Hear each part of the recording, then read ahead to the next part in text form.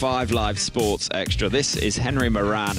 The tournament got up and running yesterday in Tasmania, complete with some new rules introduced this year. More on that shortly. And we saw a really good win for the Hobart Hurricanes against last year's winners, the Sydney Sixers, by 16 runs. Today, it's the nearly men. The Melbourne Stars have come so close so many times against the Brisbane Heat. They were champions way back in Big Bash League 2, but they've struggled just a little bit in recent times. The match is in Canberra at the Manuka Oval, one of these 3 biosecure venues being used at the start of the tournament. We've got plenty of big names to look out for as well.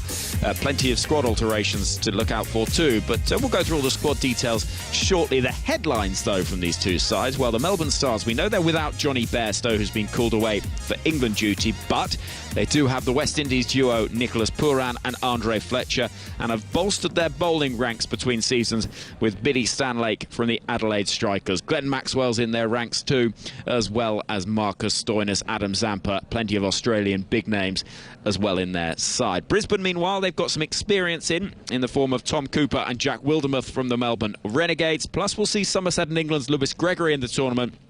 And today, there's a BBL debut for Essex star Dan Lawrence. They're without England's Tom Banton. He withdrew last week. And there's no AB de Villiers as he expects a third child. But they're captained by a man with more sixes than anyone else in BBL history, Chris Lynn. So there is plenty of firepower for the Brisbane Heat. I'll go through the two sides shortly, but let me introduce Ebony Rainford-Brent, who is with us today, former England International World Cup winner.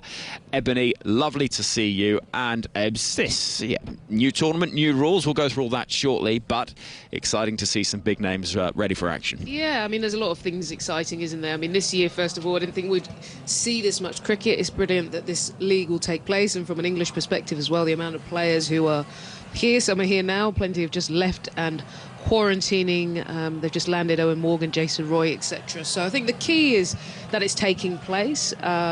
You know, and they've also got some crowds in, so that atmosphere is going to be there.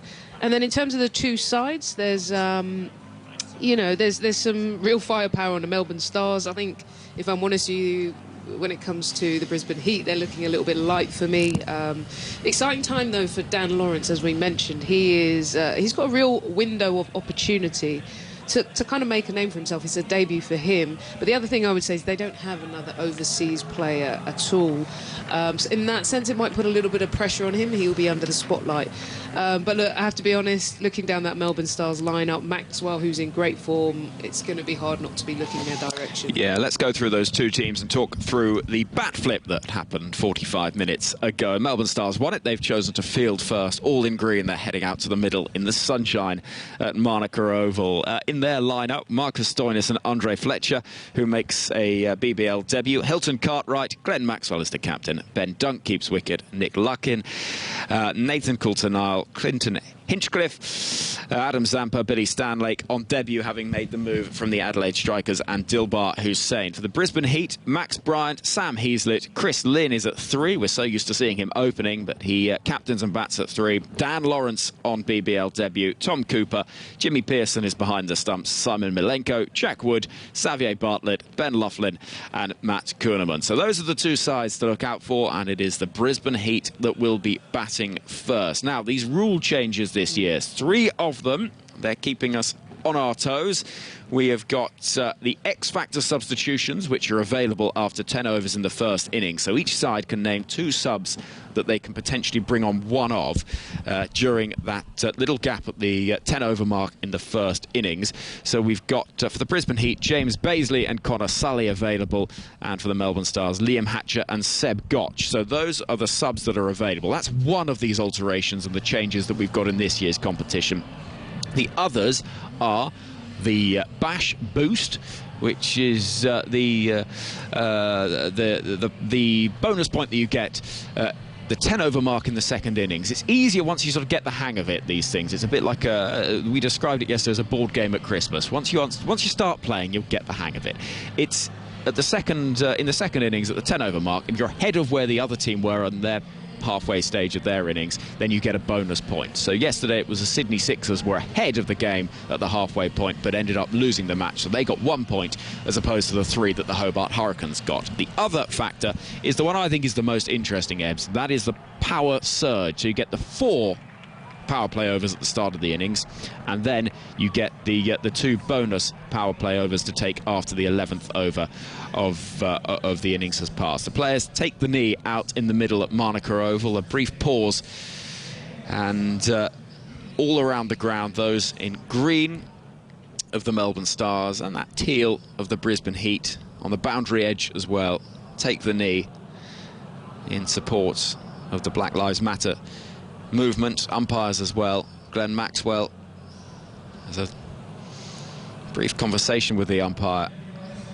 as this pause comes to an end. The players stand up and we get ready for the start of play with Glenn Maxwell ready to bowl. Yeah, the power surge, Ebony, that's the thing I think is the most interesting. This alteration of the power play overs that allows you just a shift when you want to hit that accelerator. I'm all about the surge. The surge is a rule change that I am loving, which we'll get into in a sec. Here comes Glenn Maxwell then. Max Bryant on strike. He's bowling round the wicket, and Bryant helping the ball into the leg side. And it's fielded, and there'll be no run. So I'm with you. I think this is the most fun. It is fun, isn't it? It gives you a chance. Here comes Maxwell rattling through this over.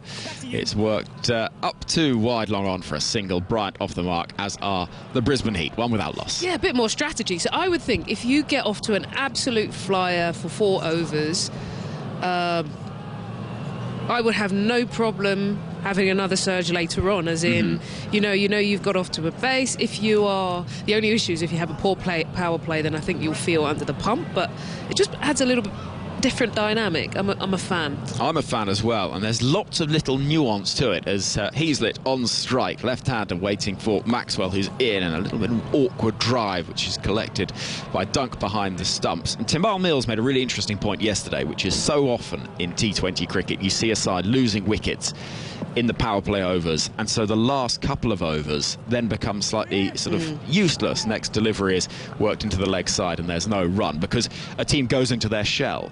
And so actually if they can build a recovery, then utilise the power play overs later on, it can be a real advantage to get their innings firing again. As Maxwell is in, there's a horrible sort of awkward stroke looking to work it into the leg side, which bounces away off the pads, and there is no run. So I like that sort of tactical nuance to it. We'll go through a little bit more at the end of the over as Maxwell, with hair cropped around the back and sides, is moving in again in the sunshine. Oh, again, a really loose drive. It beats everyone, runs past the wicketkeeper, heads down towards the fine leg boundary. In pursuit, Billy Stanlake. I'm not sure he's hauled it in. All 6'5" of him went tumbling over the boundary rope.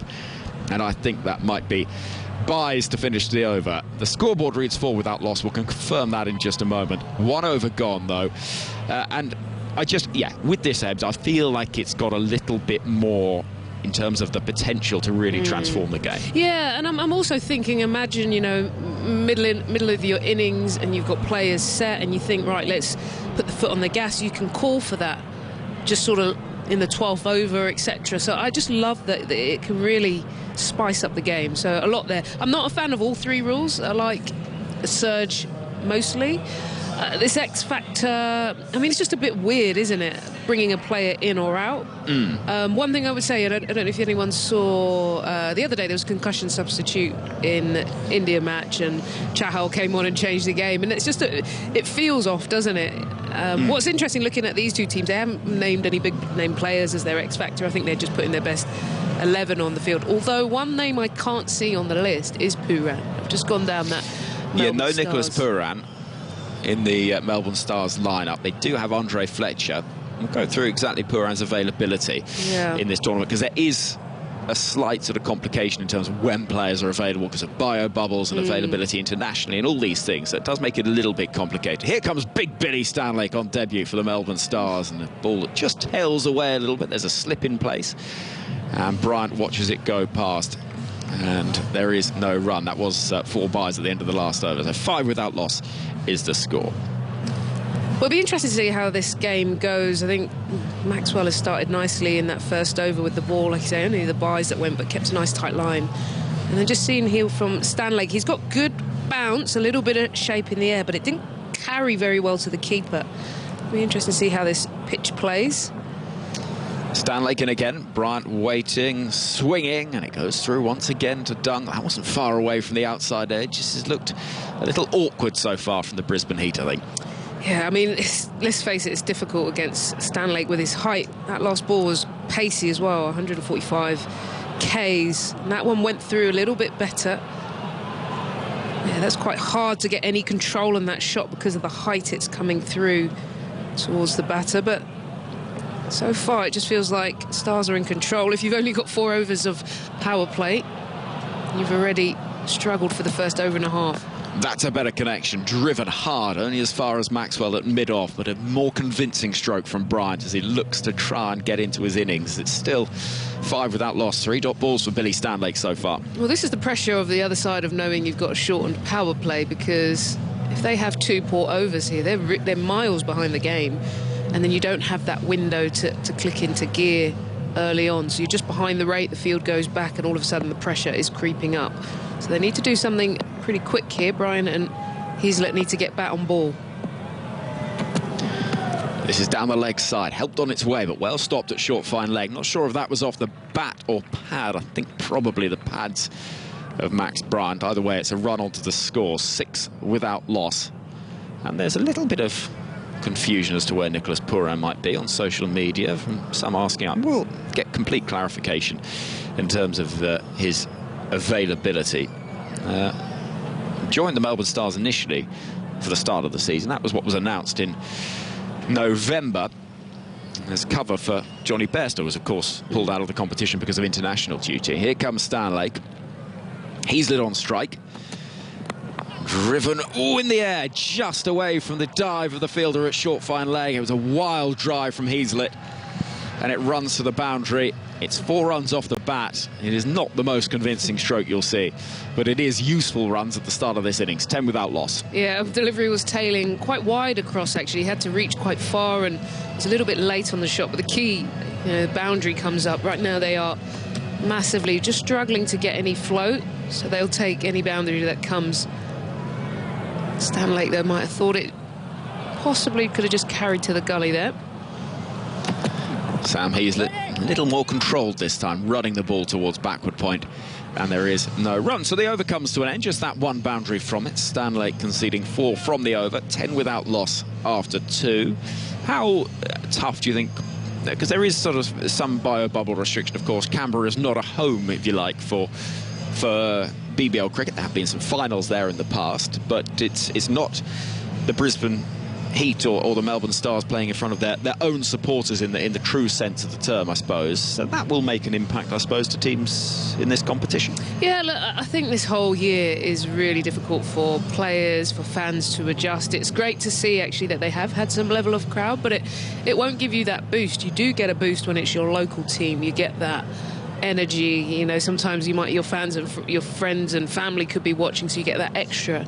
And the other thing, we've seen a couple of the English players pull out. Maxwell into Bryant, who's deep in the crease, clipping the ball into the leg side for 1. They'll turn for the second, both think about it and decide it's not there. So 11 without loss. Yeah, Banton and Curran, I think that's just an indication of how hard this year is for players to deal with all of this. It's not easy, and so just the fact that it's on, the fact that they've got some level of crowd, I think this will give a little bit of normality. It's maybe one of the more normal bits of cricket we've seen this year. He's there deep in the crease, punching the ball out to wide, long off for 1. It's picked up by Hilton Cartwright, and a single is added, 12 without loss. This is the thing, isn't it? We were saying this yesterday, you can totally understand the players that think, I need a break from hotel rooms and quarantines, because it is, it's draining, and we know from some of our colleagues that have experienced it in recent times, as Maxwell is bowling to Bryant, drilling it into the ground. Another dot ball. This is decent from Maxwell, who's bowling to Bryant again, who's hooking the ball into the leg side for a single, but nothing more. 13 without loss, 2 balls left of the third over. There are serious challenges psychologically to what life is like as a travelling cricketer at the best of times, but particularly in 2020. Yeah, I think, and it depends on your personality. As Maxwell is into Heazlett, who's swinging hard, almost playing on. and gets away with it. 13 without loss, no run. He's missed out massively there, by the way. They are behind the rate. I think he's just got a gift. He could have helped up onto the leg side. Maxwell to finish the over. He's it on strike, happy with the single, worked into the leg side, and it is 14 without loss after 3. He's lit on 10, Bryant on 3. Yeah, so just going back to that point, I mean, look, we had our own flavour of it in the summer, and I think it depends personality-wise. You know, some people are a little bit more comfortable. If you're introverted, you just go to your room. You know, someone like myself, I've struggled just because of the lack of freedom, seeing the same old faces. I think I might have seen your face at breakfast once or twice, and it's like, all right, that's enough. Once or twice? Ebony. But so it just becomes a bit of the same conversations. You just want that separation. It's a bit like if you work in a 9-to-5 office and you go home at the end of the day, it's fine, right? So you've got a certain window you expect. If you had to see them breakfast, lunch, dinner, say the same thing over and over again.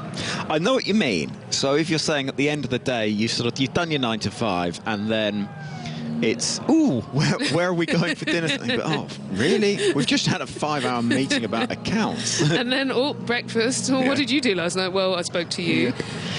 Yeah. But it just keeps coming. That's what I found is like, it felt really, and then obviously you're missing friends, family, home comfort. But yes, also you realise some people you thought were really interesting, say the same thing over and over again. When you've got time in between, sometimes you don't notice. I'm not rising to this, Ebony. 3 overs gone, 14 without loss. Here comes Dilbar Hussain. Now, here's an interesting bowler. He's in now, and he's quick immediately. He's slipping the ball into the leg side for 1. I was reading about Dilbar Hussain yesterday, and I mean, you speak about sort of doing the same things again and again, but this is somebody who, in terms of his sort of journey into cricket, he didn't play any hardball cricket until 2018, 2 years ago. What? How old is he now? He's 27. What? More on this in a moment. No way, I have not heard about this guy. Bryant is on 3. As the bearded and bald-headed figure of Hussain runs in. Short run up, but he's quick, and he's too quick for Bryant, who's swinging and playing the ball into his pads. He joined the Stars in the same way that we saw Haris Rauf coming in last year, making that amazing impact for the Melbourne Stars. It's this relationship they've got with the Lahore Colanders, who are part of the PSL League. And Hussain was picked up as part of a sort of trial process, exactly, and was seen as this sort of remarkable bowler. And he made 1 appearance in the BBL last year, getting the wicket of A.B. de Villiers. As you do. It's not the worst wicket. Yet to play for Pakistan. The amazing story. And here he is playing in front of the world, white ball in hand, and he's ready to go. That is fascinating. I mean, I suppose one thing that helps the culture. Hussain in, fuller delivery, driven. It's just a little bit in that slot that batsmen like, and they won't get more than just a single. The scoreboard just gently ticks over to 16 without loss. Yeah, I was just going to say the culture of maybe just playing cricket from such a young age. So much would have been developed even though he hadn't sort of progressed into traditional cricket as such. But, I mean, that's a fascinating... That blows your mind about what is possible, right? Like, you feel sometimes in cricket, if you haven't made it by 22... you're out the game, right? Like, that's kind of the feeling. But to hear that... gives us all hope, Ebbs. You got time? I don't. This is in the air. It's going to land safely. Yeah, into the offside it goes from Heaslett, looking to accelerate that score. Marcus Stoinis runs around to pick up, and they'll get through for a couple. 18 without loss. It requires... I think the problem is it requires talent. Even if you're not discovered that, if you're sort of diamond to be polished, you still need to be a diamond within. Sorry, I was listening and laughing at that. Do you know what I mean? Yeah, it's got to be in there somewhere, but equally you've got to do the hard work. Some players bloom later, I'm less of a rough diamond as a rough potato. This is in the air, could be a chance of a catch. Heaslett has gone big, could be a wicket, should be a wicket. Fletcher underneath it puts the catch down. Stretching. There was probably 8 or 9 fielders inside the circle that could have gone for it. Fletcher was probably the closest to it. It was a really sort of fortunate, awkward one. It went straight up, out of the bright blue sky. And it's a little bit of a life for Heazlett. Should he have taken it? Yeah, I think he misjudged it. So it went high. He was underneath it, so he had plenty of time. But what he did, he was maybe about 1.5 meters away from the ball as it was coming down. So he had to, last minute, put in the dive. So it's a misjudgment of just sort of where the ball was coming down, the path of the ball. So, yeah, you could just see from his body language, he was a little bit, just saying a little bit sorry there to Hussain. Dilbar Hussain running in again, right arm over, driven by Bryant. That's a better strike, but won't beat Stoinis at mid-on. There's no run. 4 overs gone, then 19 without loss. A slow start from the Brisbane. Less Brisbane heat, more sort of Brisbane very lukewarm so far, isn't it? It's not really It's happening. not great. And they've only, you know, that last 2 shots we just saw both really skied up and missed time. Just an indication of they haven't found the pace of the wicket yet, which I wouldn't say it's coming through rapid. It's maybe just a fraction slow. So they haven't found any timing, and equally they haven't taken any intent to the bowlers. So, you know, 19 off 4, it's now the field's going to go back. Definitely clear that it's not going to be an easy game for them. On our monitors, we're seeing some extraordinary footage of Andre Fletcher dancing. He's new to the BBL this year. And if he'd taken that catch, I want to see some of those moves. Yeah, his hips were going, weren't they? Bring a little bit of flair to the BBL. Good for him. He's interesting. I was looking just at his career before today, and, you know, he's not the youngest. He's sort of mid-30s now, 33. Didn't have the best CPL, a couple of sort of 30s and 40s score. Start of a new over, big appeal. It's a wicket immediately for Hinchcliffe. He's looking for the big heave-ho into the leg side, and the mustachioed figure of Hinchcliffe gets the applause, the acclaim of his teammates as a first wicket falls. 19 for 1. Heazlett gone LBW for 14. This is a lot of pressure here. First ball, completely misread the length. It's way too full, and was going for the sort of traditional flat sweep. The ball would have had to have been a lot shorter to get the connection. Good from Hinchcliffe as well. The pace, pretty quick, straight onto him. So as a first ball, it really put some pressure on. Hinchcliffe previously with the Perth Scorchers, now in the green of the Melbourne Stars. This left-arm spin causing problems for Heazlett immediately, whose innings really get going. I mean, nothing in comparison to Max Bryant, who's 4 from 12. And I don't think that there could be a better time for this partnership to be broken from both sides' points of view, because it gives the momentum to the Melbourne Stars, but it also gives the Brisbane Heat the chance to welcome Chris Lynn to the middle to hopefully hit some boundaries and get things moving.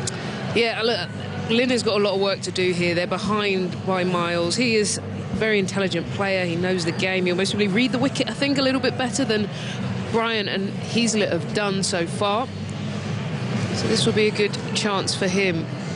The other thing I'm thinking about this power surge, actually, is how it could be, maybe not now because it's not quite the right time, but if you come in the field spread for a couple of overs, that might give you that chance just to get your eye in and then sort of press the button. So I'm just thinking forward about how this is going to play out. Not so much for the situation now for Lynn, but I think it'd be quite interesting if you came in at the 10th over, had 1 or 2 overs, and then go. But what is clear now, Lynn has got to help Bryant, who's on 4 from 12 runs. I mean, seriously struggling. I mean, that really is slow going, isn't it? A strike rate of 33 in T20 cricket is not what you need. Slip in place as Lynn, deep in the crease, is driving, picking up 1, happy just to get off strike, get a feel for this pitch. And a single is taken off the ground. 20 for 1 is the score. I think the pressure that's going to be on Lynn now is he's just rotated the strike. We're just seeing a replay of that last wicket, actually, and it was absolutely plumb. Yeah, for Lynn now, he's rotated the strike, and in the dream world, you just get that back. But the way Bryant's playing at the moment, he's really struggling. Into the leg side it goes from Bryant. Again, somebody just happy to see the ball worked away along the ground into a gap. Keep scoreboard moving in any way that you can. It is 22 for 1. We got a message from Dan Youngman. You make a very good point. We're talking about, you know, the challenges, Ebbs, of, you know, seeing the same people day after day in Fireball. Dan says, you know, most of the world's been doing that, working from home since March, and which is a very good point, as Hinchcliffe is in, clubbed away. That's a more convincing shot from Bryant, but it'll only pick up 1 to wide, long off, and caught to Nile. So, you know, this is the world that we've been living in 2020. And I suppose it's not, but what I would say is, remember the players, so all of that you'd package under there, under pressure, they're under pump, they're trying to perform. I just think it adds... Hinchliffe into Lynn, who's defending. Just adds a little bit, you know, it's already intense for these players. For us, fair enough, we were commentators, there's no moaning from me. But I would say for players, I can imagine that makes it a lot harder. Lynn, deep in the crease, working the ball into the offside. He's not gone aerial yet, just happy to, as we say, keep that scoreboard moving. 24-1 is the score. And Lynn has 2, Bryant has 7. And Ebony Rain for Brent, after a few words from you. Kevin Howells will take up commentary for the first time today.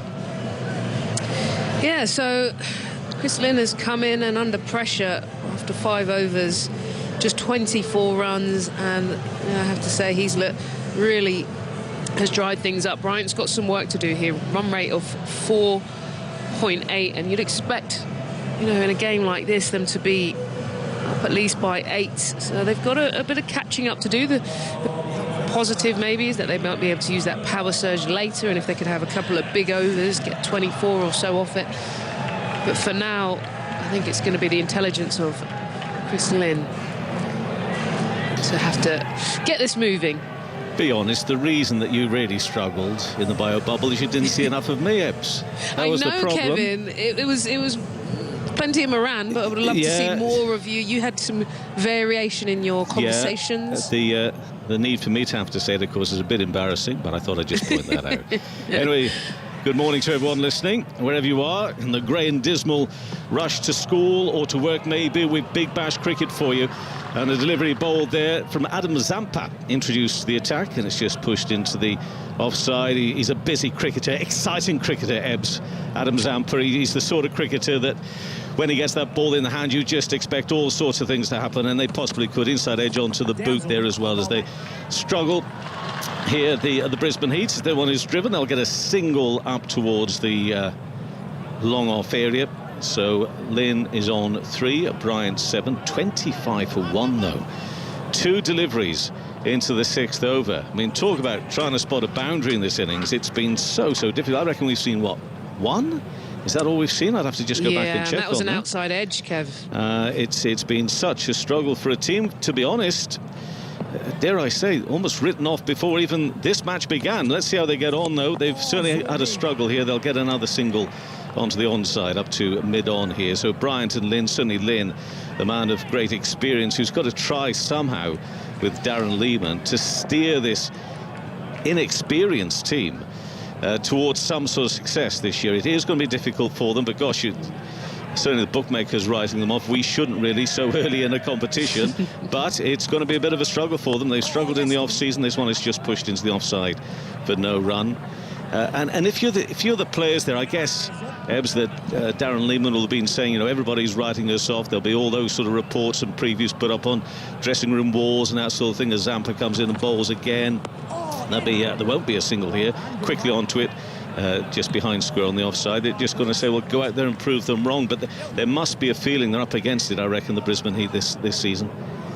Look, they're going to know they haven't got big names. You know, like we say, only one overseas player, and Dan Lawrence, you would say, is inexperienced in this sort of environment. So there is a lot of work to do.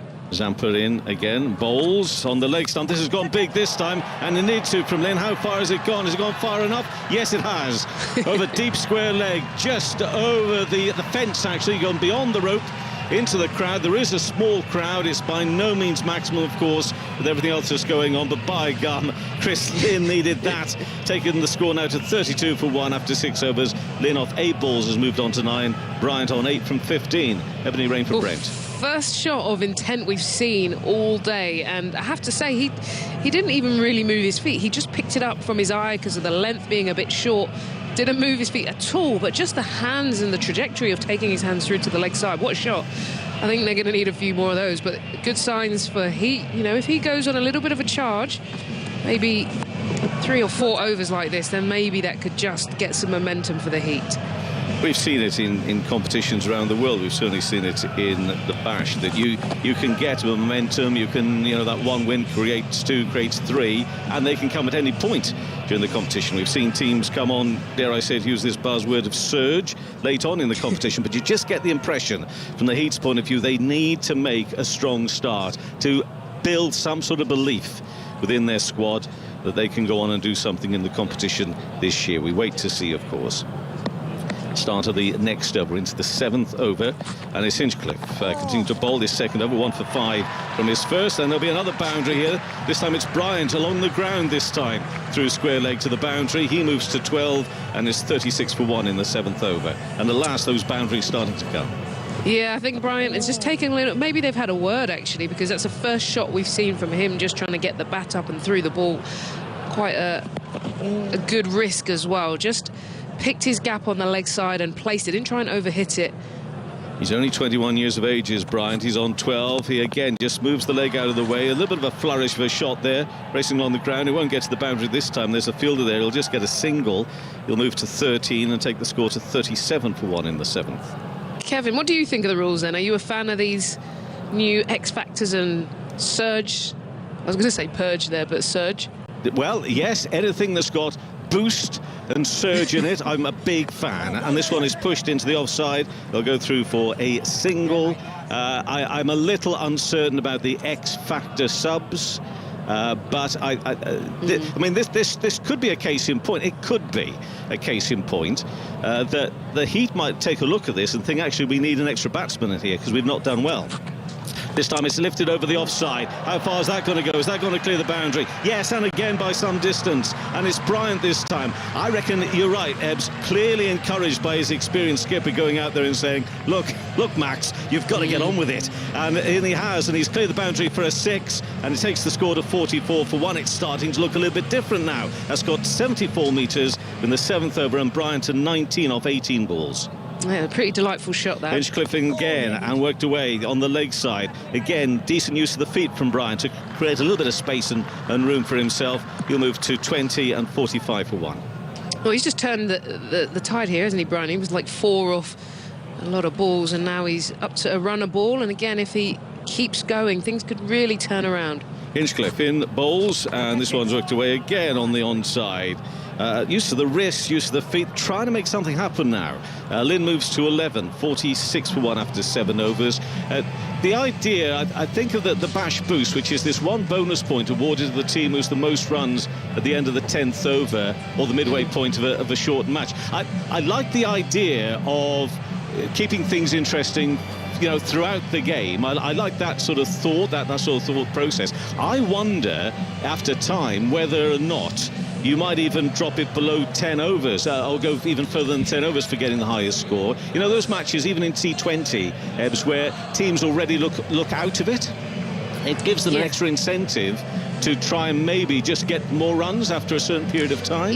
Yeah, I'm a big fan of that, and I think it forces you to try and keep your rate up. If you're going well, you keep your foot on the gas because there's that point. And I think if you're behind, you think, all right, can we at least salvage something out of this game at that mark? So I like those two. X Factor is a bit weird. I'm not quite comfortable. Maybe that's just, you kind of want the best 11 just to do what they're going to do. But I suppose in that sense, it makes you start to play around with your squad a bit more. So we'll see how that lines up throughout the BBL season. Bryant on 20, Lynn on 11, 46 for 1 after 7 overs the Heat. They were put into bat. Coulter-Nile, the experienced Nathan Coulter-Nile into the action, and the first delivery he bowls is worked away onto the leg side, and there will be another single. Lynn it is, who moves to 12, 47 for 1 now in the 8th over. The thing about innovations is you have to give them time, because often after even a curmudgeon old soul like myself, Ebbs, and you know that can sometimes be the case. The next delivery is about to be bowled here from Coulter-Nile. I'll expand on that in a moment. He comes in, pace bowler, slower ball. Is it edged and caught by the keeper? Yes, it is, and Bryant has gone, and Nathan Coulter-Nile takes a wicket with his second delivery. Bryant has gone for 20, and the score now is 47 for 2 in the 8th over. Ebony. That's a really good catch, first of all, by the keeper. He judged that late and the ball was dying going down to his left. Yeah, Ben Dunk just taking one really low, sorry, to his right even. But I think, look, I have to be honest, Bryant has struggled throughout this and there. He didn't really move his feet. He just flirted at one, which was kind of a heavy length going through. So he's going to feel frustrated that he just didn't quite get going. He's put a lot of pressure on his side. But I think the experience of Coulter Nile there just really caused him some problems. Great catch, as you say, from Ben Dunk. Again, another of the experienced players within the Stars lineup. Yeah, just back on for those of us of a certain age, Ebony, we don't mind new things, we don't mind innovations, but that we do always, the first question we always ask, does it add or take away from the game? That for me is the only rule. It's nothing to do with whether something is new or whether it's been around for 20 or 30 years. Does it add or take away from the game? And most innovations, no matter how suspicious you might be, or some might be of them, actually very quickly become part of the game. Very quickly actually do add things to the game. They might be new and you might have thought, oh, I wasn't too sure. You've got to give things time. You do. And I think we've got to be open-minded. Look, let's face it as well, T20 cricket. Oh, sorry, actually, yeah. More importantly. Yeah, we must say hello, welcome Big Bash, Dan Lawrence. Great to see Dan Lawrence out there playing for the Heat. It may be a struggle for them this season. Let's see how Dan gets on his first delivery and is just up onto his toes from Coulter Nile onto the onside. Yeah, you carry on it. Yeah, well, first of all, I'm actually quite excited about Dan Lawrence. This is such a window of opportunity for him. You know, I was just thinking as well, the wickets, they might come on nicely. You know, maybe a little bit better than in the UK because he'll get some bounce, a chance to get his hands through the ball. So let's hope he's got a chance to make a name for himself against the Heat. Indeed so. No, they're very excited in the Big Bash about the England players involved. Coulter Nile balls again to Lawrence. He's trying to make things happen here. He doesn't get hold of that at all onto the onside, but clearly intent from Dan Lawrence. Yeah, really good. You could just see he just shuffled across to the offside and tried to open up the leg side there. So looking to take things to Coulter Nile, which is good, rather than sort of showing your nerves and getting bogged down. He's already thinking about taking the game to the bowler, so his mind's switched on. It's a couple of deliveries. I'm sure he's a nervous lad, Darren Lawrence, out there wanting to make a good impression. They'll be cheering him on from Chelmsford, of course. Fiercely proud of Dan and many others, the very talented and very successful county cricket team Essex, and their players now starting to spread wide and far around the world. 47 for 2 in the 8th over, and we've got Coulter Nile coming in past the umpire as that delivery. You have to excuse me, my monitor's just playing up a little here. And that one is just fielded down at third man. They will get a single, so Lawrence is off the mark. One delivery left, and that of the 8th over. I don't know what you're seeing on your monitors. Well, yeah, there. I think our over's done here, Kev. So, yeah, I think just timing's a little bit off, but equally, what I would say is Heat have just created a little bit of a recovery. Kevin Howells, Henry Moran here. While you're playing with the technology, we'll see if we can keep things going here with details of the X-Factor substitutions. The ruling is, it's an interesting one, and it's one that I'm not sure is necessarily going to be, of the three things, the one that will continue and take on. We've seen substitutions as an idea coming through in T20 cricket in the past and in limited over cricket. On this occasion, it's slightly more nuanced with the 10 over mark in the first innings, so you've got a bit of a sense of how the game is going. Here comes Dilbar Hussain into his second over, and he's a bit of a false start, and that's thrown me as well as it's thrown you, Ebony Rainford. Well, I'm just thinking, are you allowed more overseas players in your squad? Obviously, you're only allowed a certain amount on the field, but what I'm wondering is, you know, can you sub in an overseas, you know, batter maybe? I have bowler. Do you see where I have this information. Here comes Dilbar. Outside edge. Oh, just past the flying, diving dunk behind the stumps. And Lawrence gets his first boundary in Big Bash League cricket. Not the kind of boundary he's used to hitting for Essex. It was streaky, it was fortunate, but it is runs. A little bit of extra bounce. He flashed at it, and it runs down to the third man boundary. Yeah, Dunk there put in the full Superman. There was no foot movement. That was a brilliant length, actually, just shaping away. Lawrence just flirted again. Not too dissimilar to Bryant and how he got out. So, nervous start there for Lawrence, but he's still there. Just a little bit. So, in terms of the changes and regulations we've got this year, here comes Dilbar Hussein moving in once more. Lawrence swinging wildly. Is that a catch behind? The keeper thinks so, but Hussein turns on his heel and says no point appealing for that one. And it is still 52 for 2 in the 9th over. So there's an increase in the overseas players allowed on the field. So you've now got 3 allowed on the field, which is still less than actually you can have in the Blast or the CPL, the IPL. Yeah, it's 2, isn't it? Where you've got 4 in the CPL and the IPL. So you've got more in those leagues. And the squad size is up to 19 from 16, so you have got this extra flexibility. Next ball clipped into the leg side. Nicely played from Lawrence. That's a little bit more comfortable from him. He'll pick up 2 out to deep mid-wicket as the throw comes in from Coulter Nile. 54 for 2. So that's the shift that we've seen. And in some ways, that's down to the fact that we've got sort of the challenges of bio bubbles and player availability in this competition, but also I think there's a real benefit to it happening because you've got the prospect of teams being able to call upon this extra, the boost, if you like, of extra overseas talent. Yeah, well, if you've got cash in the bank, really, you can... Dilbar in to Lawrence. 1 taken to the leg side, pushing hard for the first, turn for the second. They're calling for it. Really good running. And this partnership, well, there could be trouble because the throw's a direct hit. I was going to say this partnership seems to develop some sort of good communication, some cohesion. But the throws come in, and it could be the end of Dan Lawrence here. Ebony, what's your instinct? Yeah, well, look, they went for the quick 2, but I have to say, the fielding was outstanding here, straight off the mark. So he's just nudged it into mid-wicket. I think it might be Cartwright. Well, that's a one-handed pickup. Wow, how quick did he get that out? Direct he's gone. He's long gone. Wow, what a throw. Wow. It's hit the base of the stump. 1.5 to aim at, probably, from Cartwright. And with that sidearm, almost a sort of baseball throw, he has hit that bottom of the stump, lights up, and the end of an innings that looked like it might just be starting to find a bit of rhythm. Yeah, those two were starting to get things going. One thing I would say as well is just how good that throw is. Normally you would expect the arm to go back and set to try and generate power. It was almost just generated out of nowhere, like a quick flick, almost like you're flicking a coin or something just down the bottom. But for Dan Lawrence, that's frustrating because he was showing intent. He hadn't quite got going, but I think, that's the last thing you want to do. You feel like you've lost a wicket when you get... I hate being run out. A lot of people hate being run out. Is that the worst way? Oh, I think it feels pointless sometimes.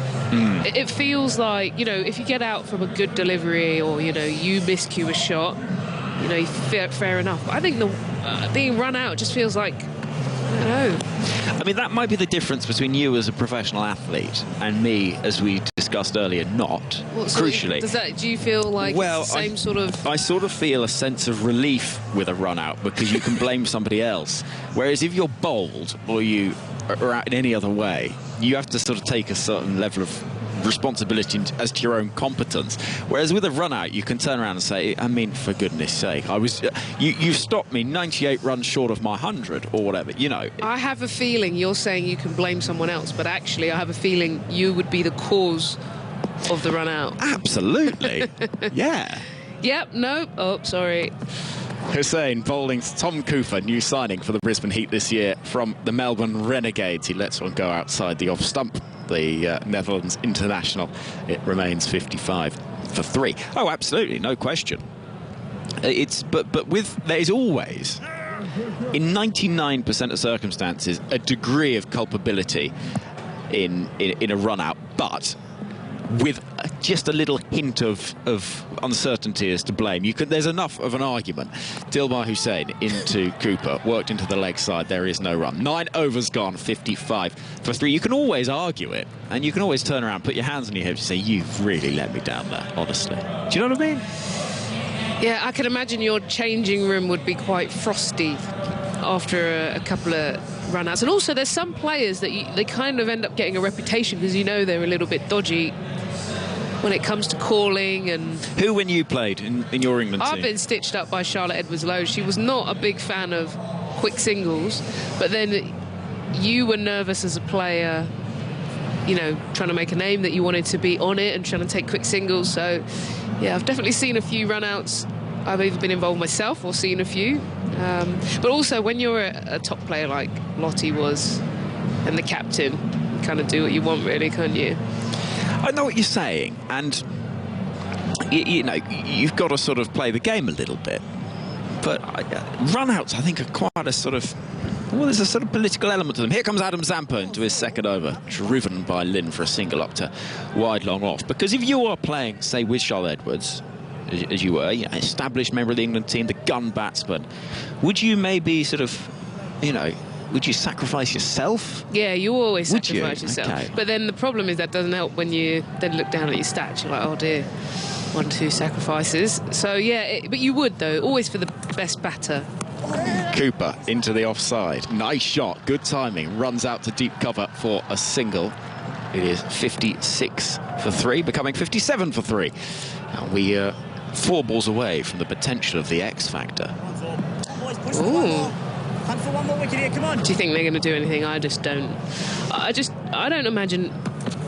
Lynn waiting, tossed up by Zampa, clipped into the leg side for 1. And a single is taken. Midway through the 10th, 58 for 3. I know what you mean. You sort of think if they're good enough, they'll start the game. Yeah. I don't know. Maybe there will be a sort of a death specialist type player that starts to get developed to come in at just later stages, and you'd have Another single down the ground. Cooper this time, 59 for 3. Yeah, but I don't know. I just think they'd be in your 11 and you just move them up the order. Yeah, I don't know. I'm less excited about this X Factor, unless you have gun overseas players on the bench that you could bring in. Zampa is in to Lynn, forward in defence. I mean, the obvious thing for the X Factor element is if the pitch is turning more than you think it's going to, I suppose, and then you can bring on an extra Bring in spinner. a spinner, yeah. Lynn, waiting for the mulleted Zampa. Moving in, defended, down towards Zampa, who dives in his follow-through. Main flowing, picks up 59 for 3, 10 overs gone. This is where we see a break, and Glenn Maxwell chewing gum furiously calls on some of the support staff and the coaching staff, and they'll have this discussion and work out whether the X Factor substitution is worth looking at. And let me talk you through who the X Factor substitutes are. And I'm not sure that sort of the names necessarily make you think sort of that obviously that they'll make the changes. You've got James Bazley and Connor Sully for the Brisbane Heat, and Liam Hatcher and Seb Gotch. So the Melbourne Stars have got 2 players with slightly more BBL experience. So there is I suppose, the potential that they might make a change. My instinct is they probably won't. There is a conference of the brains trust of Darren Lehmann and Chris Lynn out in the middle. Yeah, look, I like a lot of this innovation here. Just we're seeing the coach being able to come right into the action. Darren Lehmann be able to talk to Lynn, and, you know, he'll most probably give him some information, maybe what areas he can open up should they move a batter up the lineup. The fact that he's able to come on the field is just such a different dynamic. The game is moving. If there is a space you're going to be innovative and more fun and more open, it is this. I guess the challenge that I've seen a lot of people sort of say, the counter-argument to all of these changes, is they want it to be sport, high-performance sport, not entertainment. Whereas I actually think T20 is the perfect mix of both. I think you've got to entertain. You know, it's the whole point of having power plays and things like that. And it is high performance, because to be able to perform and deliver on all of that, you know, you need to have the skill. So, you know, for me, I'm happy with it, but I understand some others want it to be more like, I guess, athletics. You're the fastest, or and it's very clear cut, and it's not sort of trying to get your emotions flowing. But the two don't have to be separate. You can have high performance skill sport and it'd be very entertaining. Yeah, that's what I'm saying. I'm a fan of, but I appreciate that some people feel that too much tinkering for them is more about creating entertainment than making it a better sport. I would say that they go hand in hand. And there's a balance to be struck, of course, with all of these things. And what I do like about the changes that have been brought in this year to the BBL is there is that sense of the ability for coaches and captains to adapt what they're doing with the new rule changes, the extra power play, or the shifting of those 2 overs of the power play into in the second half of the innings, and the prospect of the substitutions. it gives you that extra control for coaches to make an impact, and it's still enhancing the quality of the product and the performance if you can get it right. It's just adding an extra dimension. Well, it's interesting, isn't it? Before, the coaches used to say, well, once the players go on the field, it's down to them. And there was always that sort of line drawn between the 11 players that take the field, whereas now it's completely different. Actually, the coach has got to be vital to manoeuvring the whole squad, because you might bring a player in, and also coming in and giving key bits of information. So I think it puts the coaches under more pressure. What overall strategy are you delivering? It's not solely down to the captain. What did you think of the England analyst, get the word right, with the signs for Eoin Morgan? It's an interesting one, isn't it? Because, hold on a moment, here comes Billy Stanley, start of the over. This is scribbled on, pulled away by Cooper. Lovely shot, one bounce four. That's a really good shot behind square on the leg side. And Cooper finding a little bit of rhythm at the start of the over. 63 for 3, more on that in a moment, but what a shot that is. Yeah, really good. There's not been a huge amount to talk about from Heat in terms of boundaries. That was a short ball from Stan Lake, but equally the key is that he put it away. He saw it early, got the hands up and picked the gap. So just good signs there from Cooper that he's seeing it well. Maybe that'll help kind of Chris Lynn at the other end if he can just get some momentum. Cooper on strike. Stan Lake coming into bowl to him. Again, it's short. This time, helped round the corner. And keeper Dunk will run round to pick up. In fact, it's Zampa who runs in from fine leg to collect. And just a single taken. 64 for 3. In most sports, team sports, you see coaches having an impact from the side of the field where, you know, be it football with coaches in technical areas shouting instructions, and sometimes you see substitutes coming on with notes to pass on and one thing and another. In rugby, you get instructions from the sideline. So, you know, in some ways, you're just, you know, the coach is just passing a message, and whether they're waving a flag, putting up a note, or just shouting, then next ball's whacked into the leg side. That's a really good shot from Lynn. He's found that gap as well on the leg side, and we'll pick up 4. Chris Lynn hitting the sort of form immediately in this tournament that has made him one of the most successful players in Big Bash League cricket. That's a really excellent shot. 68 for 3. Yeah, he's absolutely hammered that. I have to say here, Stan Lake has bowled 2 short balls, but he hasn't bowled them into the surface to get the bounce, which would have made that hard to hit. Actually, he's just kind of floated them in, which means the balls have sat up and been quite easy to hit. So either he has to adjust his length and get fuller. Stan Lake bowling a short ball again. It's chopped down on by Lynn, who'll pick up 1 into the offside. 69 for 3. Or do what he just did on that last ball. You could just see there was a little bit more effort to make sure that the bounce was, you know, that sort of awkward height. I don't know. So what I don't mind intervals of being able to bring information in, timeouts, or. But you don't like the real but time. Just the kind of constant just flow. Then actually, I don't know. There's something feels uncomfortable about that for me.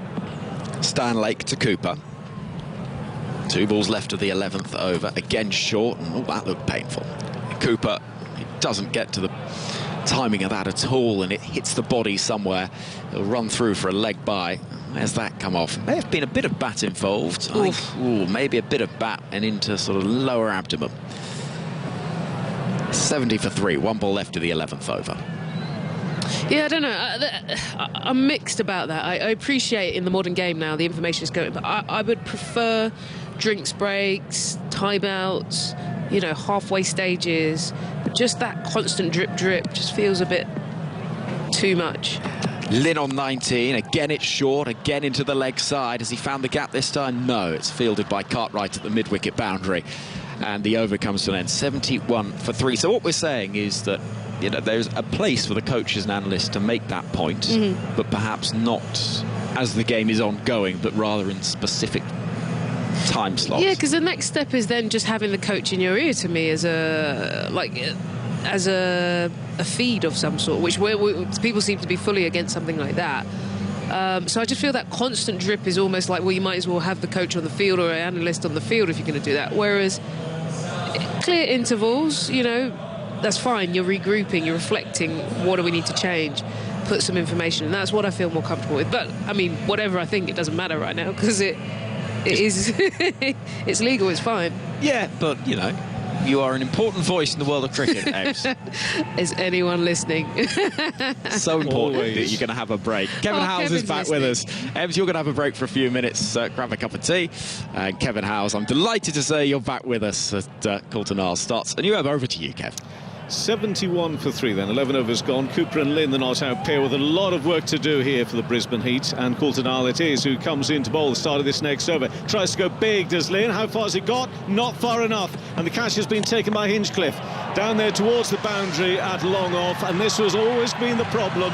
And what an experienced man to lose at just the wrong time, just as you needed to get going to try and set some sort of score. Lynn has gone for 20, and it's 71 for 4 now in the 12th over. It is not, at this stage, Henry, looking as if it's going to be a great illuminating start for the Brisbane Heat to the competition.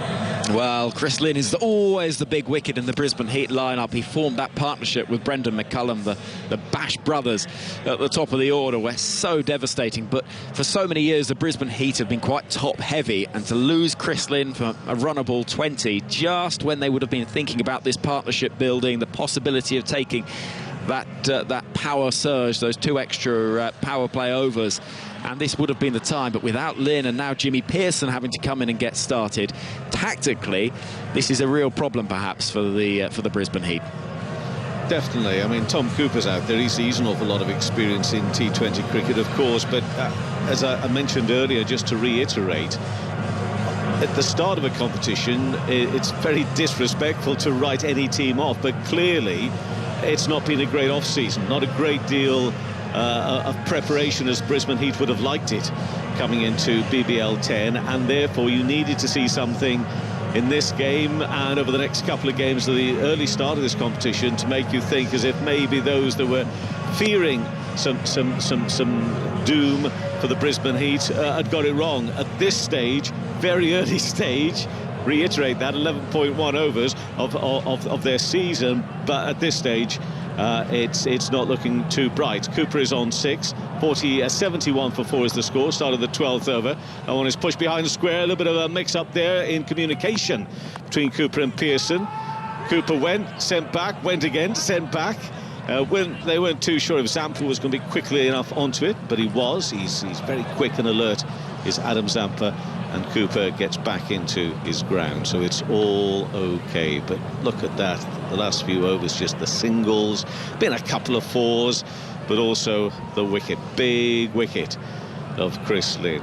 So Pearson's are the non-strikers there, the new batsman. Cooper on strike on 6. That one is played past Zampa this time, a gap, and it's run down towards the 3rd man area for a single, and the score moves to 72 for 4. Coulter Nile, again, let's talk of experience. This is what I love about T20 and remembering all that was said all those years ago at the start of the competition. It was going to be the game for the young uns, just the young uns. Oh no, as you said with your story earlier today, Henry, it almost gives an extra opportunity for those late developers to still make a name for themselves within the game, and for that reason, along with many others, it's a format really to cherish. We're midway through the 12th over. Next delivery worked away square this time off the hips of Peirson, so he's off the mark. He's on to 1, and the score is now 73 for 4 in the 12th over.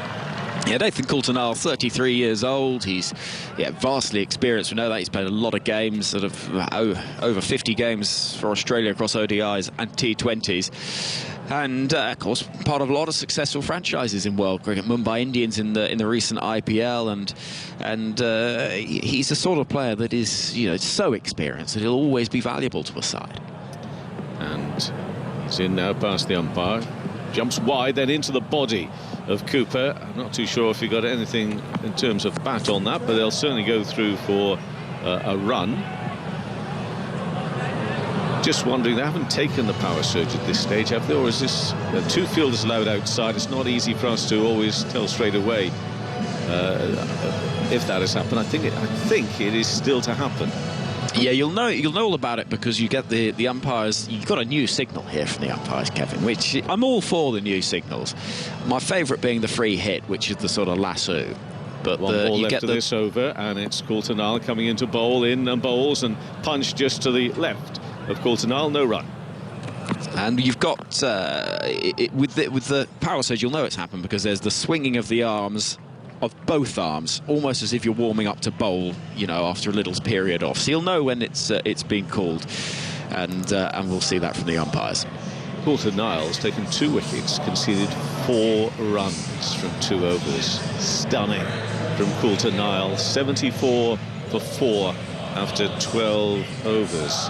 I'm reading, and just waiting for confirmation on this, that the Stars may also have confirmed the signing of Haris Rauf for later in the competition. It was thought that they were going to miss him because of Pakistan commitments, but I'm understanding now that they may have been able to get him for a period of time in this competition. He was the star breakthrough player of BBL 9, and what an additional signing that would be to the Stars. So close, so often. Can they go on and go that one step closer and further as Fletcher is in? He bowls his first delivery, it's short, and it's been heaved away over the leg side by Cooper for 6. He moves to 13, and the score moves to 80 for 4, 6 fours. That's the 3rd 6 of the innings, and not a great opening delivery from Fletcher, and Cooper was quickly onto it.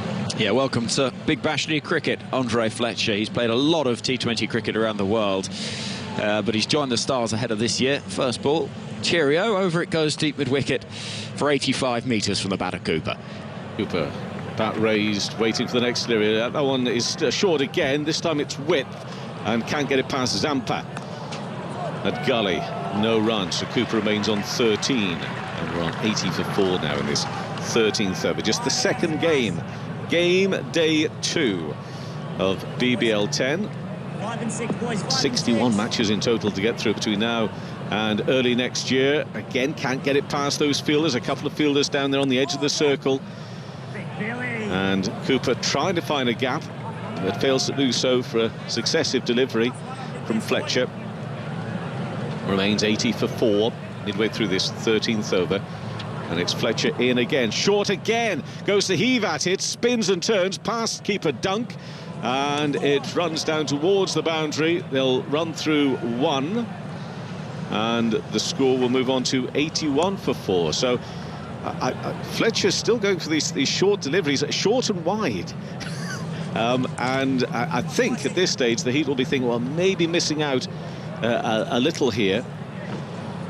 165 is the average first innings score at this ground. 81 for 4 in the 13th over. A lot of work to do here for the Brisbane Heat. They'll pick up a couple of runs here. They'll have to be quick. Right arm throw coming back to the keeper's end. They make their ground. Ball is gathered in by Dunk, but they were already through for 2, so Pearson moves to 3, and 1 ball left to the 13th over at 83 for 4. Wait and see when they take this power surge. It's a really difficult balance. You can hold back. Fletcher in, bowls, playing back, looking to work it away on the leg side, no run. You can wait until the 19th over and see if you want to do it then. You know, you can really sort of hedge your bets, if you like, to see if you've still got men in and perhaps a partnership has developed. So there is a little bit of a game within a game for the sides to try and work out when the best time to do it would be. Really, you're looking for batters who are well set. And that's why that Chris Lynn wicket was so vital as well. If he'd still been there for the power surge, maybe there'd be some of this damage would be rectified. But you've got Cooper and Pearson. Cooper's been out there for 14 balls, Pearson just for 4. 13th over, there's still time for the power surge. You want your batters to be established, really. You want them to be ready and raring to go for those 2 bonus overs, so to speak, and it's going to be really difficult for them at the moment. 83 for 4 after 13 overs. Adam Zampa has bowled 2 overs. He's about to come back on again.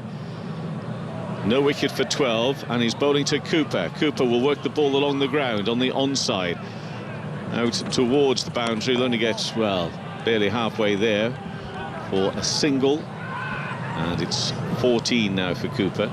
84 for 4. Early stages of this 14th over with Pearson on 3, and Zampa in and bowls, worked away again. Good use of the wrist from Pearson this time. They'll come back for 2. No, they'll have to settle for 1. Decent fielding here we're seeing as well from the Stars. Players not quite on the boundary, but running in hard and fast and getting to the ball, putting pressure back on the Heat batsmen. to say, well, if you want to try it, you have a go. At the moment, they're not doing so. They might have to risk that at some point, but Cooper's on 14, worked away behind square this time. Again, the running will have to be quick and swift, and it is. And there you get a single, and Cooper moves his score to 15, and the heat up to 86 for 4. Once again, Pearson is on strike. 4 not out from 5 balls faced, and Zampa, the spinner, in and bowls, playing back to it and worked away square on the onside. Again, they'll have to get the runs going, get the legs going, should I say, to get these runs that they so desperately need. And Pearson will pick up 2 there. And with 2 balls left of the 14th over, the Brisbane Heat now at 88 for 4. An awful lot for them to think about. On the bench there for the Heat, Warnie Walker not able to play, but he's there. He'll be offering a little bit of his worldly experience as this one is turned away onto the onside for a single for Pearson to take his tally to 7 with 1 ball left of the 14th. 89 for 4. Bryant out for 20. He's at 14. Dan Lawrence on his debut made 8 of 7 balls faced, struck 1-4. Chris Slynn was out for 20. Lawrence was run out. That was his former dismissal. Cooper on 15. Next delivery and a swipe and a miss. They'll be pleased he missed it as well. And that is the end of that over. So 14 overs gone, 89 for 4. Pearson on 7, Cooper 15. Zampa's conceded 18 runs now from his 3 overs. Henry Moran. Are you aware of the Love Cafe? I'm aware of Love Cafes throughout the world, Henry, but if you're talking about one specific one, you may have to enlighten me. Adam Zampa's Love Cafe. It's become a little bit of a sort of cult thing in the last few years, which was told in that the documentary that followed the Australian team around the Ashes series in England in 2019, which is he's got in his hotel room on tour coffee machines and invites teammates around just for a little bit of a chill out, and he makes sure that it's a warm and welcoming place for his teammates to come to, and it's developed this sort of real culture around the Australian team that if you look online, really interesting. But he is into his coffee. He takes a coffee machine with him on tour, and it dubs his hotel room the Love Cafe. These people are very keen on getting the coffee just right. Maxwell bowling his 3rd over. Glenn Maxwell, Stars captain, and a single will be conceded off that first ball. Pearson will pick up that run, take his score to 8, 90 for 4 in the 15th over. Glenn Maxwell, ever competitive. What pleasure it would give him should he be able to lead the Stars to a title, finally lead them to a title. But a lot of work to do again this season to get there. A couple of runs this time onto the onside, comfortable runs. So Cooper and Pearson just taking the very first baby steps towards some sort of partnership, and if they can, look, if they can get through this over, maybe they'll want one more to establish themselves further, but they need to think about those power surge overs. Next delivery hits him on the pads. Pearson, LBW appeal from Maxwell, but the umpire takes a look at it and takes a look at it again and says no, not out. Looking to heave that ball away on the leg side was Pearson. Next delivery, and that one is swept neatly by Pearson to Fletcher for 1, and he moves to 9, and 92 for 4. 2 balls left of the 15th over on this second night at the Manuka Oval in Canberra. One of the 3 biosecure bubbles for the Big Bash. That one is turned away onto the onside by Cooper for a single. He moves to 17, and 1 ball left the 15th over. Yeah, we're keen to see how these innovations are going to play out. We're only on the second game. We're already starting to wonder, will we ever see an X factor included? It's difficult to see how that's going to happen. Oh, he's got hold of this as Pearson. It was a delivery from Maxwell. Pearson has just launched away high and mighty, and what crowd are in? They're enjoying that from the Brisbane Heat and from Pearson. And he clears the rope on the last ball of the 15th over for a 6. Takes the Brisbane Heat to 99 for 4. After 15 over 6 4s and 4 6s, they need a few more of those, don't they? Ebony Rainford-Brent will join us and can tell us all about that shot. I'm going to take a little step away. Yeah, brilliant shot there from Pearson. Quick hands, wasn't it? Just accelerated through the ball in the last minute. Just looking at the kind of score that they could look for if they go at 10s, which is possible, not the way they've been going, but if they go at 10s, you know, they could add 50 from here, get themselves to something reasonable. 145, 150 would work. And like you said, Kevin, I've been listening, and you know that power surge is available. You never know, there could be the way Pearson just hit that, an overall 2 of carnage. So, you know, if they could get to 145, 145, I think more than that might be extreme, but they're in some sort of game. I wondered if they would take it because of feeling as though they were going, right, that's one arm to the... Oh, I like this. Do you know, I should do this every morning. I get up in the morning, the umpire, what they're doing now. Just get the right hand and move it a little to the right and then move it a little to the left. Ebbs, I'm feeling good. It's wax on, wax off. It's the hokey cokey. It's a bit of everything going on. I'm loving this power surge already. Do you think there needs to be a song for the power surge? No, like no, not everybody yet. does circle to the left, circle to the right? Actually, I'm quite liking that idea. But no, I'm going just right hand and left hand at the moment, and I'm feeling good. I'm feeling good, and let's see if Cooper and Pearson are going to feel equally good about things. There's a bit of a delay, and you know, look, I think I've been very positive already this morning. I think I'm allowed just one little comment that says there's one innovation I would like in T20 cricket, and that's to get the players to get on with it. Yesterday, dragging. It's Ebbs, as the player, I want you to tell me what I'm not getting about why it's taking so long. Sometimes it's the... Hold on, it's Zampa coming in and bowling and worked away behind square, and there will be a single to Pearson. Ebbs. Sometimes it's the strategy. You need a second to think and get your head around it. You just don't want to rush that process. You know, it's thinking time. But this is supposed to also be about entertainment. Brings up the 100, by the way, for the Heat, and that was one of the points of the T20. It's one of the points of the 100. It's to fit in with people's lifestyles. We haven't got time, Ebbs, to hang around. This delivery is worked away on the onside, this time by Cooper, and he again will get a single. So we're in the power surge. They're picking up ones here at the moment off the bowling of Zampa. 101 for 4. They need to get on with it. Come on, get the bat up. Like, show intent, whether you move down the crease or set yourself. At the moment, they're just knocking it around. So, Pearce in and bowls. Next delivery is driven along the ground, out towards extra cover. Tumbling stop from Maxwell. Gets a single. Again, it's just a single. 102 for 4 in the 16th over. Yeah, I think the message I need to get to the players from the public, Ebbs, is time is money, you know. And we love our cricket, but we've got other things we need to be doing as well. Cooper on 18, next delivery. A little bit of width, and he tries to get a hold of that, and he can't do so. It just runs past Dunk. He's missed a couple of those that have gone through.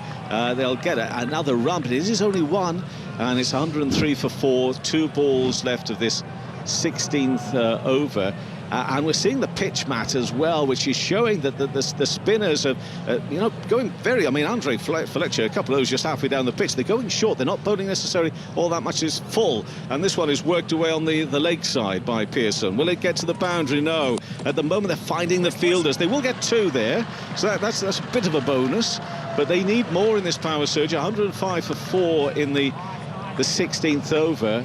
We've got 1 ball left of it. I think what I'd like to know from you, Ebbs, is you know, apparently this is a new pitch, a new strip. How you're reading the pitch as Pearson on 19 faces this last ball this over. Hits him on the pads, but he's easily going down. They won't get a run. It's a dot ball to finish off that 4th and final over from Zampa. North for 24, 105 for 4 after 16 overs. I think I said 165, didn't I, for the average first innings score at this ground. We're not missing anything, are we, in terms of the pitch? I think the Heat are struggling. What we noticed, Chris Lynn, for example, when he came in, straight away picked up a ball that was just back of a length for 6. I wouldn't say it's a quick pitch. I don't think it's really coming on, but it's a sort that once you give yourself sort of a little bit of time at the crease and find your timing, you can hit the boundary. I think for the Heat, they just haven't shown intent. You know, the first opening partnership really just shut up shop and didn't try and manoeuvre the bowlers or the fielders. So I think they've been bogged down a little bit.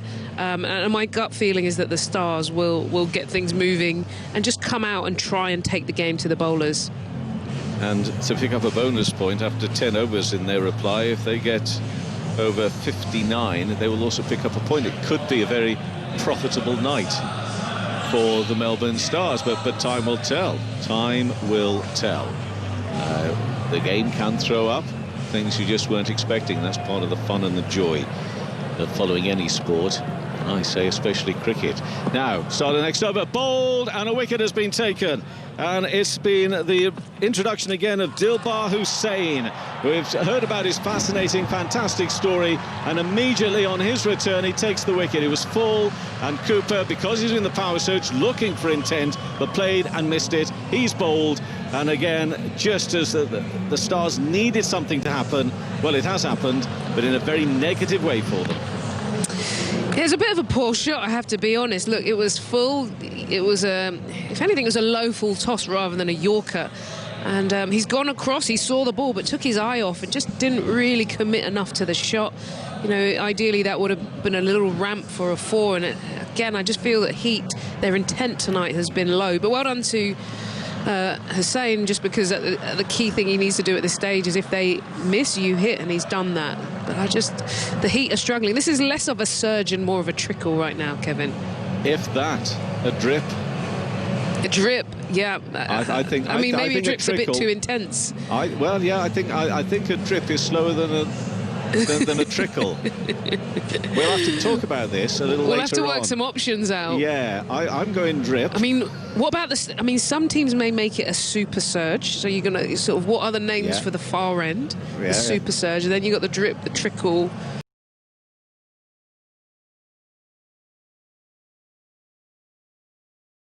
In the off-season, if it could have gone wrong, it has done in terms of their recruitment and trying to find players. Next delivery, this has gone high this time off the bat of Milenko, and is it going to fall into the hands of a fielder? Yes, it is. Very well taken. It's 2 in 2 now for Dilbar Hussain, and it's Cartwright who's taken that catch. He was up there for an awful long time out towards the boundary. He had to go, well, keep an eye on it, not backpedaling, but he had time to sort of move around in a semicircle way to the fielder to get himself in just the right position. That he did, but gosh, that really did go a long, long way up into the sky. And Cartwright, actually, I'm going to give him even a little bit more credit for that. He's got himself into just the right position. He did have to follow it and get himself just right, and takes a good catch. Well, first of all, well done to the batter for trying to show some intent. First kind of shot in angle we've seen in a long time. But that catch, I mean, first of all, he got the run out earlier, which was superb.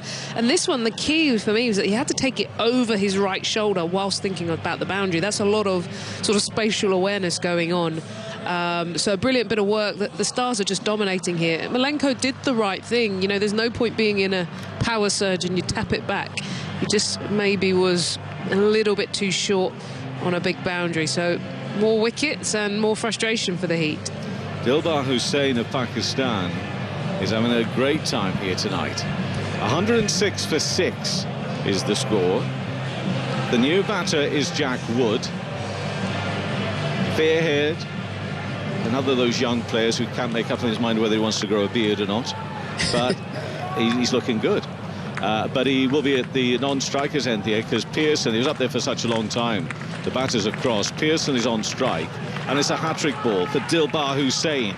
He's now got the ball in his hand, and although it's just a small crowd in, I wonder whether they will be able to cheer. Delivery is bowled, and we wait to see. It's just pushed into the offside, and the oohs and ahs for the fact that he didn't really get it on song. It was a little bit wide, but no run there. It's still 106 for 6, but the hat-trick ball didn't produce that third successive wicket. I've just put in what's the opposite of surge. So 2 of our words have been used: trickle and drip. There's stream, flow, weep, leak. Oh, weep. Dribble, spill and ooze as on the other side. So OK, Hussain in and bowls, and that finds the gap this time. Gosh, they've been looking for that. Pearson finally gets that gap behind square on the offside. He gets himself 4, moves to 17, and takes the score now to 110 for 6. And I think there's a no ball being signalled out there as well. 111 for 6 midway through the 7th over. I love the word weep. This innings from the Brisbane Heat has been a weep. Oh, it's a thing of pure beauty and poetry, that on a grey and dismal day across most of the UK. That's a beautiful thing. Well, let's hope that boundary and maybe the no ball just gives them something here. They desperately need, what, in another 3.5 overs, I don't know, run a ball if possible. We're always trying to think of a way that, as Hussein comes in and bowls again, it's Pearson on a shortish delivery. He pulls it to Fletcher on the leg side. We'll get it a single, goes to 18 and 112 for 6. 2 balls left of the 17th over. Just trying to look for ways, Ebbs, on if you're in that Brisbane Heat camp, thinking, you know, how can we salvage something here? Yeah, look, it's difficult. And the other thing I was just thinking is how sharp Melbourne Stars have been in the field. That ball there, they might have thought there was a 2 knocked into deep backward square, and straight away Fletcher was up and on it. Look, I think they've got to get their angles right. You might not be able to muscle it to the boundary if you haven't got that power and the timing of the wicket, but equally, if you get your angles right, they're potentially 1s and 2s. I think they've got to move around the crease as well. Right now we're seeing a dominant offside ring. There is space. Facing his first delivery. Will he get run here? Push it into the offside. He has to go diving back into his ground. No, they made it. They've actually gone through for the single. That was sharp. It had to be sharp. Pearson had to set off really quickly. So Wood is off the mark. Gets himself 1. With only 1 ball left of this power surge, they have to try and make things happen. But, boy, that was a risky one. That was so risky. 113 for 6. That was tip and run, wasn't it? Good full dive, though. I mean, even though it didn't hit, Pearson just threw his body on the line. I'm just thinking, 3 overs left, 18 runs. It doesn't feel enough. In and bowls full, and it'll be a dot ball to finish off there. Ebony Rainford Brent, Hussein 2 for 19, 2 wickets in 2 balls at the start of that 3rd over of his. 17 overs gone, 113 for 6. Wood on 1 and Pearson on 18. Terrific from Hussein. He gets a tap on the shoulder from his captain, but from the Heat's point of view, they took that power surge, and what's come from it? We're not in single figures. Was there a 6?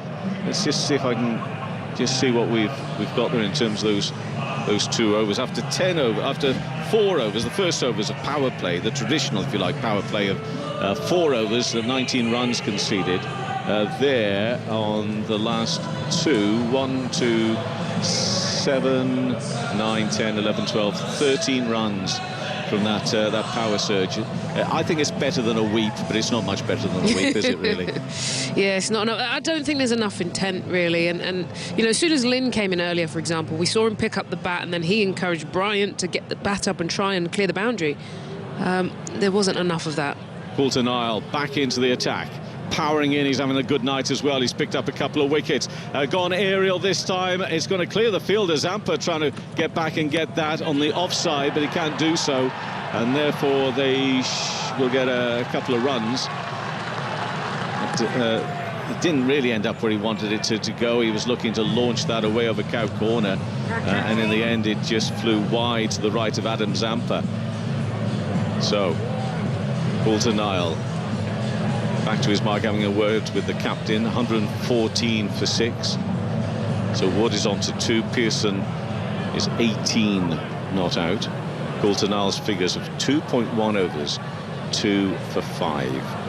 As Coulter-Nile head down, powering in now. Coulter-Nile in and bowls. Push back up to the bowler. Just a quick word from you, Ebbs, on Coulter-Nile. What is it? What do you like about Nathan Coulter-Nile? Yeah, I think he bowls quite a heavy ball. He bowls it into the surface. He's pretty much stump to stump. We saw earlier as well, you know, he got that wicket just bowling in the corridor, so he doesn't offer you a huge amount of width to play with, and he's always in that business area. So, you know, that's exactly what you want. Someone's going to hit the bat hard and also give you that consistent line and length. He's back at his mark. One of the vastly experienced players in the Stars lineup. Compare that with down the leg side. He's looking as if back to the umpire, saying, was there anything on that? But no, the umpire's not interested. Dunk moving to his left-hand side. He doesn't seem particularly interested either. So it's a dot ball. But yeah, just look at all the experience there is in the Stars lineup. Compare that with the Heat. There's just no comparison at all.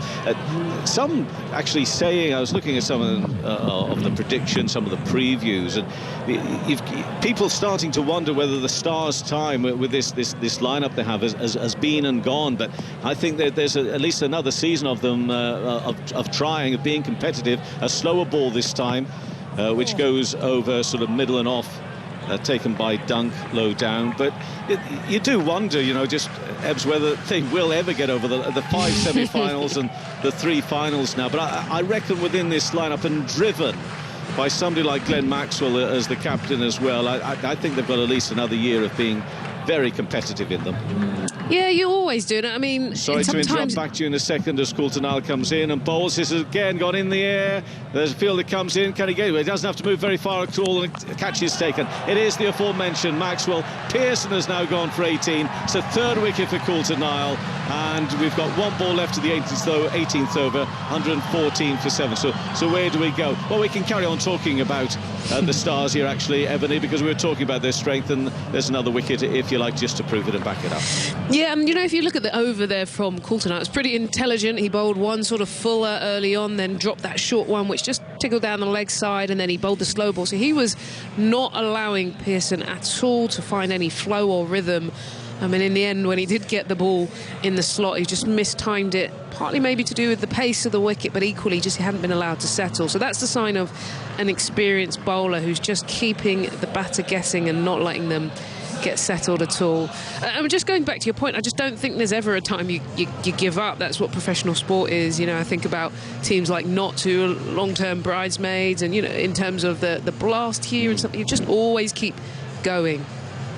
Yeah, you do, and rewards come. Xavier Bartlett is the new batter for the Heat, right-handed batsman on debut. Jimmy Pearson having gone for 18 off 21 balls, 114 for 7. 1 ball left to the 18th over. Did go long in the air, so Wood it is who's on strike. He's on 2. Just pushed wide to Coulter-Nile. Could be a chance for a run out. I think he's got him with an underarm throw. Oh, disastrous night here for the Heat. But you can keep Coulter-Nile out of it. Even if he's not taking the wickets as the bowler, it was quite easy. I mean, they just look so lacking in confidence here, the Heat. Lose another wicket, 114 for 8. It's Wood who's run out. It was a gentle underarm throw from not very far away. He threw himself at it, bless him, Wood, but he got too much ground to cover, even through the air. That's pressure, isn't it? You know, you're just excited to get bat on ball and try and run desperately. But well done to Coulter-Nile to move to his left low after bowling that delivery and then stabilise himself and get the underarm throw. That takes a lot of athleticism. So he is continuing to keep the pressure on. I always end up feeling for teams like this, and the warrior in me is, you know, how do you pick a team up, bearing in mind everything that's been said beforehand. It's a big job for Darren Lehmann as early on in the competition. Gosh, I know I need to say that, not to be writing them off, but I looked at all the previews, I looked at all the build-up, and I thought we really need to see something strong from the Heat tonight, and we've not seen it, have we? Yeah, and I think the other thing is, you know, sometimes your messaging is going to have to be along the lines of this is a chance for you to make a name for yourself. You know, if there was ever a year that a player could stand up, a young player, it'd be this summer when everyone's sort of writing you off. Someone could make a name for himself. Someone like Dan Lawrence could. Yeah, and in fairness, somebody could tonight with the ball in hand. Again, we wait and see. You know, we're only in the first innings of the game, but there's nothing as yet to instill the Heat supporters with too much confidence. So, 114 for 8, 18 overs gone. Going to hear from Dawid Malan during the interval. Kuhnemann is the new batter, and he faces his first delivery. Left-handed bat, looking to work the ball away. Just looking to, well, Fidley looks a little bit nervous. It's Hussain who's bowling. He's having a good night too for 19 from 3.1 overs. You know, it's bonus time here for the Heat, really. But would you suggest you just sort of just push it around here for Kuhnemann and Bartlett if they can, or being late order batsmen just go and throw the bat at it? What would you be thinking of telling them if you were out there? It's tough. Hussain in and bowls and worked away. Good use of the wrist by Koeman there to try and work that away, at least for something. He gets a single, and it's 115 for 8. I think they're better off showing some intent, something they've lacked throughout. You know, I don't suggest just be kamikaze, but intelligent risks. You know, weigh up your boundary options and commit to it. So I think they should at least, you know, they're better off trying to add another 15 and then sort of knocking it around for a couple of singles. That Jack Wood run out, if you watch it on any monitors or see it on any replays later on today, it's one of those where you flinch, and I shall tell you why in a moment's time, as you see Bartlett facing and a wider ball which he can't get hold of straight through to the keeper. It's that stump camera, so Wood throws himself at the stumps, and if you're watching on too big a screen and too big a monitor, you flinch and you turn away because you think he's crashing into you. He really threw himself at the stumps, but unfortunately from his point of view, it was all too late. He was run out. That was the last wicket to fall. We're midway through the 19th over. Bartlett is yet to get off his mark, driven back up to the left-hand side of Hussain, again running sharp, and the throw, which is over the top of the stumps. Will they be able to go through and pick up any overthrows? No, they think better of it. That really would have been the icing on the whatever. Had they gone for the overthrows and messed that up. 116 for 8, 2 balls left of the 19th over. Kuhnemann on 1, he's back on strike. Bartlett on 1. They both have faced just a couple of deliveries. And Dilbar Hussain, talking about, you know, that great story of Hussain, Ebbs, and just made the point to Henry a little bit earlier. I think it's one of the good things about T20. I think probably more than any other format, it gives a chance for the late developers, the late bloomers, to have a bit of a go and really make a name for themselves. I know it has been known in other forms of cricket, but Hussain in and bowls and worked away, tries to get it away on the offside again. The fielders are very sharp. Ebony mentioned this earlier. It's been backed up by some good fielding. You know, all these wickets falling as well, you could almost miss this fielding. It's been very sharp. Hilton Cartwright has been all over the field. He got the run out, the catch on the boundary, now diving around in the ring.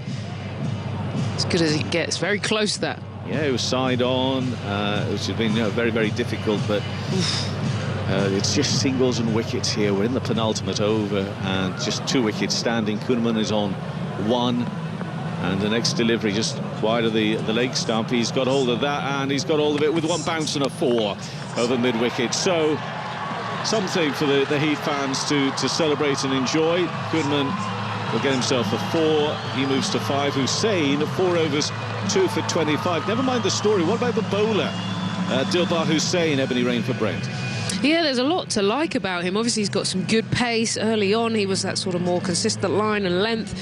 And then you saw him really adapt later on, bowling a lot of fuller balls, Yorkers, got the wicket, clean bowled. So look, what's nice is he seems to have the full array of T20 skills that you need, good pace and good control. So I love stories like this. It's just, it makes you think about what's possible. Players coming in at a later stage and having an impact. It's so good to see. And all the different leagues taking place around the world, there are always people having a look, seeing what's out there, trying to spot the talent. And because of all the attention there is on all the different leagues as well, it's not that difficult, if you have got a bit of something, to show off your talents now worldwide. Coulter Nile bowls his final over, 3 for 5. Next delivery is played by Bartlett on the onside up towards mid-on, and they'll scamper through for a single. Takes the score to 121 for 8. 5 balls left for the 20th over. Well, Darren Lehman and Chris Lynn having a bit of a chat about things out there. They're smiling. Darren Lehman tends to have that sort of personality anyway about him. He certainly will try and pick the players up.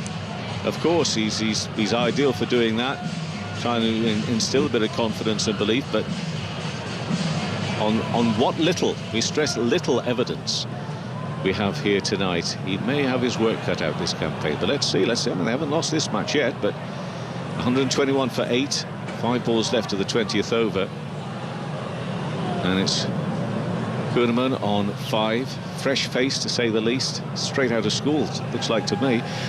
He's 5 not out of 4 balls. Coulter Nile comes around the wicket, a slower ball which he keeps down on the leg side. Again, scamper 1, work hard to come back for 2. Fletcher with the right arm throw goes to the wicketkeeper's end, but they're safely through for 2. 123 for 8. It's been very disciplined, hasn't it, by the Stars, with everything in the field, the bowlers. Maybe the only blip was Fletcher earlier where he misjudged a catch, but other than that, everything's been really well organised. They look good earlier in the season. They certainly do. Coulter Nile, dark-haired figure, tall, strong. coming from a wide around the wicket. In and bowls. Again, looks to me to be taking a bit of the pace there, as Koerman will get a single. Just a slight misfield from Cartwright, which will allow them through for 2. They may have been intent on 2 anyway, but just a little bit. And we're being hypercritical there of an otherwise really exemplary performance, especially from Cartwright, but the others in the field just didn't quite gather that cleanly. So they, in the end, go through for 2 runs. 125 for 8. 3 balls left of the 20th over. Andre Fletcher did drop that catch. He also went for 8 runs off his 1 over as well. He really did, I say struggle. It'd be bizarre to think he really was looking for the length that he was bowling, which was very short. Koerman on 9. Next delivery again, slower and short. Oh dear, what a dreadful mix-up this is. Well, that about sums up the Brisbane Heat night. Setting off for the single, he was way down there. The ball comes back to Coulter Nile himself off his own bowling. And he has a look around himself. He almost sees Koerman and Bartlett having a chat together down in the batsman's end. He just has to stroll back to the stumps just to walk it off, basically. And then he doesn't put on the agony too much. He really could have rubbed it in by waiting half an hour before he took the bails off, but he doesn't do that. 125 for 9. 2 balls left of this innings, and it's Bartlett who's now been run out for 2. Coulter Nile, well, we say he's 3 for 10 from 3.4 overs. He's had a couple of run-outs as well. Yeah, five linked to him. Look, it's just very flat here, isn't it, from the Heat, and now you're into the lower order. No one's got settled. The only person who really had any sort of look of flow was most probably Chris Lynn when he came in, but he was under pressure, and it's just accumulated. Ben Lachlan now a chance to possibly get 1 ball if he can and swipe at it, but there's not much they can do. I think that as Coulter Nile comes around the wicket, Koerman is on strike, and the ball is driven into the offside, and that, simple as you like, is out. Well, what an end to that innings. Coulter Nile, 4 wickets for 10. Talk about flat. There's nothing there. I know the crowd are a smaller number anyway, but with 1 ball left of the 20 overs, Brisbane Heat all out for 125. A sharpish catch to the right-hand side for Stoinis in the offside, but it's been, well, I mean, we're looking at the Brisbane Heat and saying how flat, Ebony, and indeed you can't argue anything other than that, but and we have, I think, but let's just re-emphasise this. Give some credit to a Stars outfit that look anything but flat. They look really on the money, don't they? And not just for the fact they just bowled the team out for 125, but everything about their attitude. I just love the look of them. Everything, the way they've looked at their fielding and the way they've gone about things tonight so far. Yeah, I think they've got their thinking right. The bowlers clearly knew their plans straight away. Their matchups. I think they got a bit of variation as well. You look at everything from Billy Stanlake bowling pace and bounce through to Zampa giving it a rip. So they had the bowlers who knew their plans and delivered, and they also had the fielders who backed it up. So it was just a really organised start. And I just feel for the Heat that they just, you know, fair enough, the wicket isn't fast, so it's not coming on, you're not getting freebies, but you can adapt to those wickets. It's not slow and sluggish or ripping and turning, it's just a little bit off pace, and they didn't adapt and find ways to get to the boundary. So, you know, I think it's going to be hard to defend that in any sense, shape or form with the likes of, you know, Stoinis and Maxwell coming at you. So a lot of work to be done. Those just tuning in, Dan Lawrence, you may be interested, of course, particularly in how Dan got on tonight on his debut for the Stars. He made 8. He was run out by Cartwright. After that, well, there's not really anything to talk about in that Heat innings, apart from the fact that they just never got going. It was a slower than slow start. It was a trickle. It was a weep, whatever you want to call about it. It just wasn't good. The bowling, Glenn Maxwell, 3 overs, no maidens, no wicket for 20. Billy Stanlake, 2 overs, no wickets for 14. Dilbar Hussain, 4 overs, 2 for 25, 2 in 2. Clint Hinchcliffe, 2 overs, 1 for 19. Adam Zampa's 4 overs, no wicket for 24. Nathan Coulter Nile, 3.5 overs, 4 for 10. And there were a couple of run-outs he was involved with as well off his own bowling. And Andre Fletcher, 1 over for 8 runs. So that gives us 125 off 19.5 overs. Henry Moran is back in alongside Ebony, and he will pick up things now. And I suppose all I can say, Henry, is don't go away, because you never know. We think we do, but you never know. You never know, and of course there are these added elements that make the second innings, when there is a low run chase, that much more interesting, and that is this bonus point that you can get at the 10 over mark of a run chase. So if you can either get beyond the point where the opponents were in the first innings at that 10 over mark, you get that bonus point. Indeed, if you're the bowling side, if you can restrict a team, then there's the bonus point available for you. And we saw the point split yesterday between the Sydney Sixers and the Hobart Hurricanes. So there is games within games to keep us interested, but certainly it feels like the Brisbane Heat, after all the struggles they've had before this tournament, may be in for a long few weeks. We'll wait and see what happens in the 20 overs to come, though. Kevin, Ebony, thank you for the time being. And, of course, this is the second match of this year's Big Bash League competition. Yesterday, we saw the Hobart Hurricanes getting off to a winning start in their campaign. They beat the defending champions, the Sydney Sixers, in that game by 16 runs. David Milan, he missed that opening game for the Hurricanes. He's 5 days into a 14-day quarantine in Australia following England's international T20 series in South Africa. Of course, the ODI series between South Africa and England was postponed, and David Milan joined Phil Tufnell and Ellie Aldroyd to tell them what the bio-bubble experience in South Africa was like. But first, an update on his quarantine hotel in Australia. A bit outdated, actually. It's it's not what I thought it was going to be like when I looked at the pictures. I think we've got the old school wing of the hotel, probably saving a bit of cash, the Aussie government, but it does a job. That's all that matters, really. Yeah, it's looking like it could just do with a lick of paint from your Zoom call. It could, and a new carpet as well. But oh dear. we won't go into detail. Yeah, have you got a window that opens? Haven't got a balcony. I've got a disabled toilet as well, so that's a bit, I can do a number 2 in a shower at the same time, so it's really exciting, actually.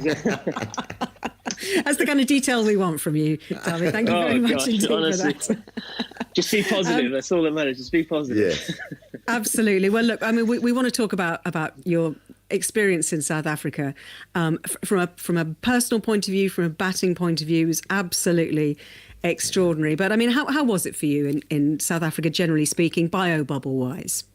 Yeah, it was slightly easier than the bubble that we had in England in the summer. We were allowed to sit outside and have dinner. You were allowed at the pool certain times of the day, and you were allowed to get in the gym as well, which is all sort of on site, which was really nice. It didn't seem as regimented as it did in England. And I think it helped being away from the ground as well. Really struggled in England with the sense that you open your windows and you're staring at the pitch.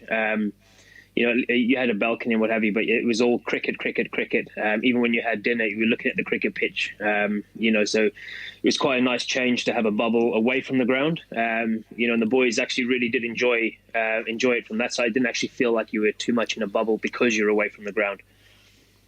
But there has to be a balance struck, isn't there, really? And it feels like, obviously latterly in the last few weeks or the last few days, there was a sense that relaxation was too great. And this created these concerns about the security of the bubble. Was that something that you saw when you were there? No, definitely not. We had all the rules, wearing masks inside, social distancing, only 2 people allowed at tables. So we had all the same sort of rules in place as we had in the UK. We were just able to be outside slightly more. I wasn't there when this all kicked off. I've sort of read on the press and picked up a bit on groups here and there. So, it seemed like it all happened really quickly. So, it is tough when things like that happen. Players want to feel safe. Players want to feel like their interests are at heart, especially with this pandemic going on. So from the ECB side, they did everything from their power. What happened, I can't comment because, as I said, I wasn't involved there. So, or that when it kicked off, I wasn't around to answer that. So. But there obviously was a bit of anxiety amongst the group. That's obviously why they came home. Yeah, there must have been. I don't think any decision to call off a tour will come lightly. If something like that happens, there obviously must have been some big concerns amongst the players and the medical staff, coaching staff. As people have been saying, the players' well-being has probably been the most important thing, especially with all the bubbles that they've been in. You know, some of the guys have come from the IPL where they've been in, you know, really strict quarantine/bubbles, if you want to put it that way.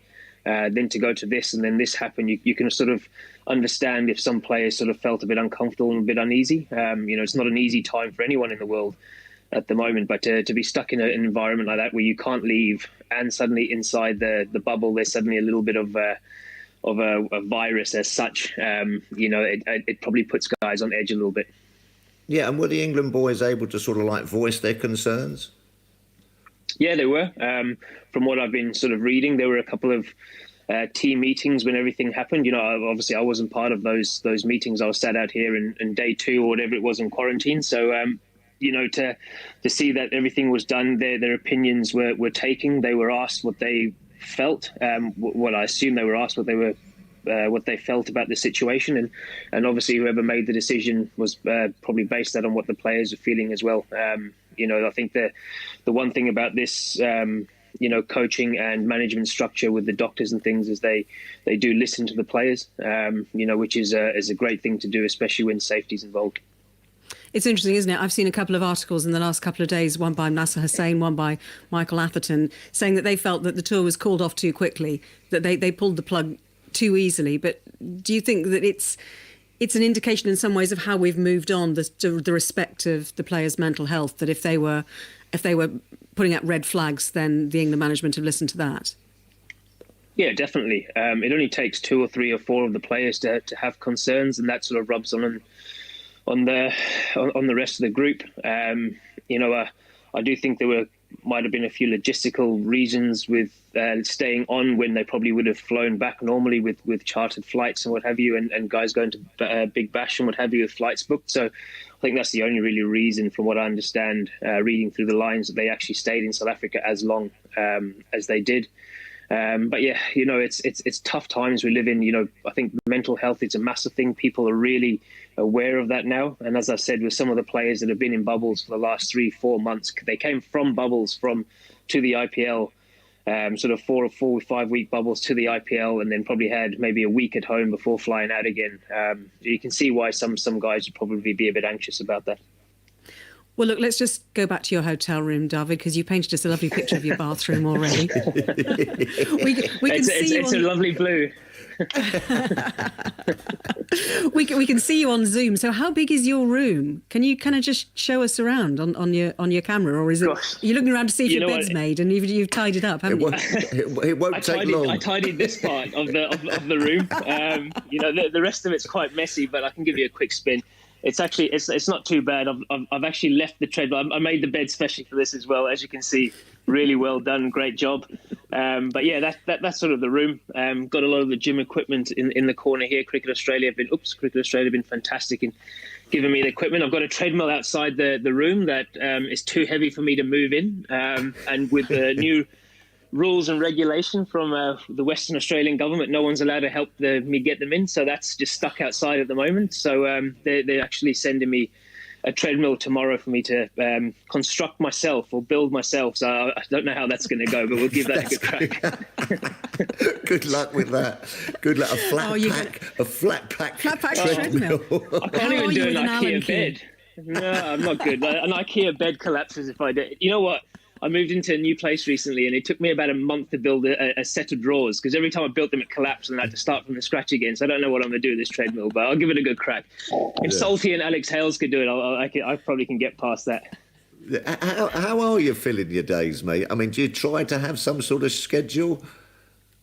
Yeah, it's to be fair, the frustrating thing is actually the call reception is they knock on your door at 7 a.m. and shout breakfast, and they leave it outside your door. So they wake me up at 7 o'clock every morning, which is a bit disappointing when you're trying to have a lie-in. But yeah, I try to get up. I do a Zoom sort of fitness session for an hour. Then I've got the bike in the background, so I sit on the bike for an hour, and then I've still got my program that I need to get through. So, I tend to get through about 2.5 hours worth of training just to sort of kill the day, wait for lunch, wait for dinner.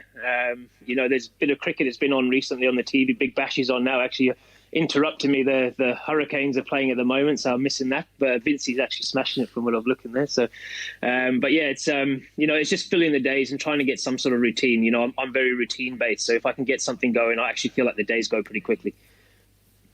People don't realise, I don't think, how hardcore Australian quarantine is in these hotels. Did they take your key off you? Have you ever been given a key at any stage in this process? I think I have. You know what? I think I do somewhere. I've probably lost it already in the room. It's definitely here somewhere. Yeah, it is really strict, actually. You know, I read an article that Kagiso Rabada wrote or an interview that he did recently where he said, you know, they feel like luxury prisons. And that's sort of a little bit what it feels like here. It feels like you're in sort of a prison. You get your 3 meals a day. If there's questions to be asked, when your food's delivered, you're not allowed to speak to the people that deliver your food. You have to pick the phone up, and you're like, I mean, you're 20 meters away. You know, I've just tested negative twice in the last 8 days to the virus. But, you know, you understand the situation that the world is in at the moment. You know, the hotel staff here are obviously getting involved with people that could be carrying the virus. So you understand why all these rules and regulations are in place. You know, but sometimes when you're stuck in the room and you're the one seeing it, you sort of feel like it's slightly over the top. But, you know, if that's what it needs to do to be able to keep the population of Australia safe, then, you know, that's the way it has to be. David Milan speaking to Ellie Aldroyd and Phil Tufnell on 5 Live Sport last night. You can listen to the podcast of that on BBC Sounds. Well worth a listen as they discuss all sorts of things. The world of cricket has been a very interesting place in the last 12 months and continues to be so. We've seen the announcement in the last day or so of England's tour to India and Sri Lanka as well in the new year. So all the discussions around that enormous new stadium in Ahmedabad is one of the venues that England will be playing at. 110,000 seats. Ebony Rainford Brent alongside me for this Big Bash League commentary. That's a lot of seats for a venue, isn't it? 110,000 at Ahmedabad. Whatever way you look at it, considering Lord's is 28,000, 110,000, when that's full, that's going to, I mean, it won't be for this series, but in the future, that's going to be some experience. Yeah, and the closest I could sort of experience-wise is to the MCG, which I think is just shy of 90, or around the 90,000 mark, and it's Colosseum-esque, isn't it? It's just the presence, atmosphere, the whole kind of everything is coming at you. So, yeah, pretty incredible. So, yeah, hopefully that will be a dream to have one of those full. Yeah, it's quite the sight, but all the details of that tour you can hear on that podcast with Ellie Tuffers, and of course that full interview with David Milan. On the BBC Sport website you'll find all the details of what's happening around the world of cricket as well. But for the meantime, our attention is on this match in Canberra between the Brisbane Heat and the Melbourne Stars. The Brisbane Heat defending 126 as the Stars innings starts with a beautiful delivery which is full and tailing away from Marcus Stoinis, who just about digs it out. Bartlett bowling this first over. The equation for the Stars, 126 now from 119 balls. It's more a question of how do they mess it up as opposed to how do they do it, Ebbs. Yeah, 100%. It's pretty much a runner ball, which in T20 cricket is a gift, really. The wicket, like I said, is pretty reasonable. They've got a lot of power in the lineup. Stoinis on the strike, slip in play, Soul swing, edge, gone. A wicket immediately, and it's the big one of Marcus Stoinis. And that could just give them a little bit of hope. That's a really important breakthrough. And Bartlett finding that little bit of away movement. Stoinis drives, finds the edge. And a wicket falls. Hello. It's 0 for 1. That's so good. That's absolutely perfection. And the key there was the movement. You know, got an excellent line. Mostly started around middle and off and then just tailed just outside off stump. But that perfect curve induced the drive and just a tickle of an outside edge. So if you're going to get in the game, you never know. Maybe the Heat have other ideas. Xavier Bartlett, 21 years old, gets the big wicket of Marcus Stoinis for a 2-ball duck. Stoinis, who always walks with a little bit of a swagger, well, perhaps he's just lost a little bit of his upright stance as he strolls off with naught to his name, and Hilton Cartwright comes to the middle. It's not just any wicket as well, Ebbs. Marcus Stoinis is such a dangerous player. You look at the figures that he got last year and the number of runs that he scored, 533 last year across 13 matches, and hit that 147 not out in a game against the Sydney Sixers. So he is a sort of player that on his day is unstoppable. Yeah, big wicket. And this is one thing, look, if I was the Heat and I was Lehmann, I would be saying even if they don't win, the key is you've got to take it as deep as possible. It gives you confidence, it gives you momentum, and when you get big wickets like that, it really just changes the whole feeling amongst the squad and camp. Xavier Bartlett And with a wicket to his name, moving into bowl, right arm over, 2 slips in place. And the ball tails away past the outside edge of Cartwright's bat. Not often you see 2 slips in a T20 match. Well, there's some really good movement here. It's not often you see this much movement. We saw a hint in the first as well, but Bartlett is clearly exploiting it. He's got a very proud seam, and that whip of the wrist. It's just getting that late swing. So good from Chris Lynn. What he will do is strategically think and be aggressive. 0 for 1 in the first over, 126 the target. Bartlett is in and defended by Cartwright. He's watching carefully. Again, that little bit of away movement and a bit of a prod and a poke at the pitch from the Melbourne Stars batsmen, all in pea green. The Melbourne Stars playing the teal of the Brisbane Heat. More minimalist, the uniforms this year. It's all sort of block colours, not too many of the extra little bits and pieces that in previous years have made the kits stand out and look a bit more dramatic.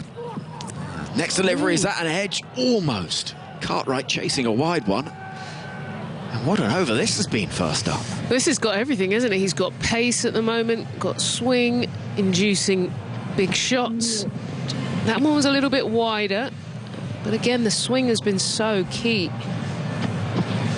Exciting bowler here, Bartlett. Yeah, some real appreciable movement away.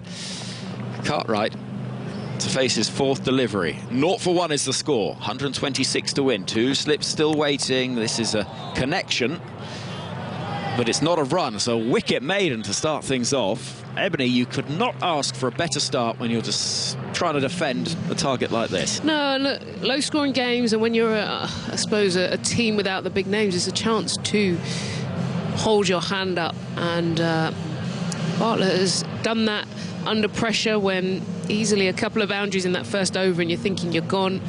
What he has done is he's set the tone, and now he just needs his team at the other end just to back it up. But equally, that is a perfect start. You could not ask for anything better. You really couldn't. So where will the Brisbane Heat turn to now to try and get the wicket?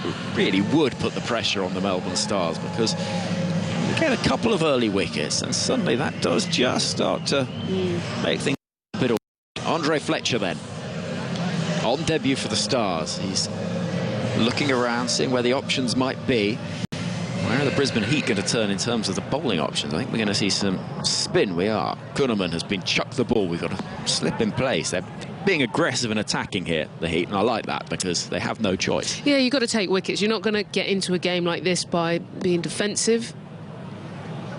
Matthew Kuhnemann then, left arm spin to Fletcher, and there's a cry of catch as it's driven back towards the bowler, who gets in a tangle with Cartwright at the non-striker's end. Still no run. 7 balls of the innings gone. I think where the battle is going to be is that Stars are going to come at you, and if they throw you off your line, then all of a sudden you're scrambling to catch up. So they've just got to find a way to keep them quiet.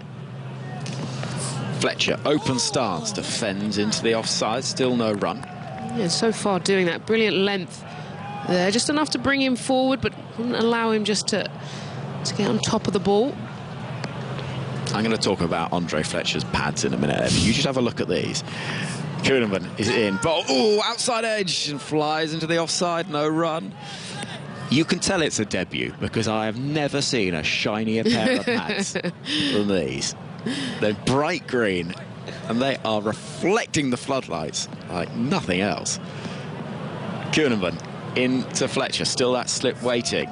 He goes into the offside, still no run. Backward point, runs in, picks up and throws. It's like when you first get your pads or new pads at the start of the season, and they're like, you can tell they're fresh because they're like almost angling out, and you're desperately trying to get them. You don't want to look like that new kit person. Yeah. This is trying to work it into the onside by moving around the crease, Fletcher, but he can't do so. It's 5 dot balls. Well, it's 11 dot balls at the start of the innings. It's now 126 off 109. Still very much the Stars' game, you feel. But this start is outstanding from the Heat bowlers.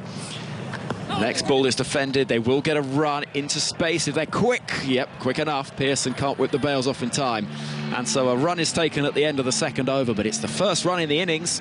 And 1 for 1 is the score after 2. 125 required off 108 deliveries. Yeah, the Heat are going to be hoping everybody who was been saying their innings was like a trickle or a drip.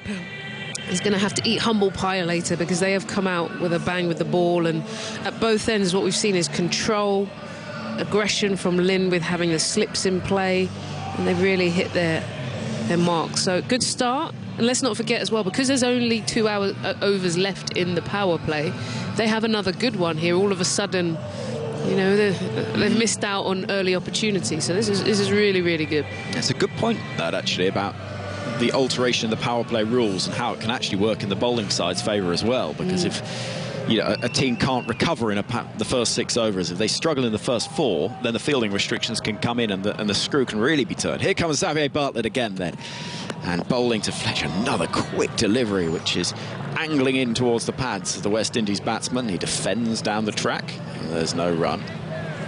Yeah, it's just it's good. I don't often see this much movement with a white ball. You know, you see a little bit of swing, but here it's really late and it's pretty decent. But what's key is that Bartlett is controlling it. Bartlett moving in again. 2 slips still. This is in the air. That's a big hit from Fletcher. How far's it gone? Has it got enough? 6 runs? You bet it has. 6 over deep mid-wicket. Well, that's one way to break the shackles. It is a monster hit. 7. Hello.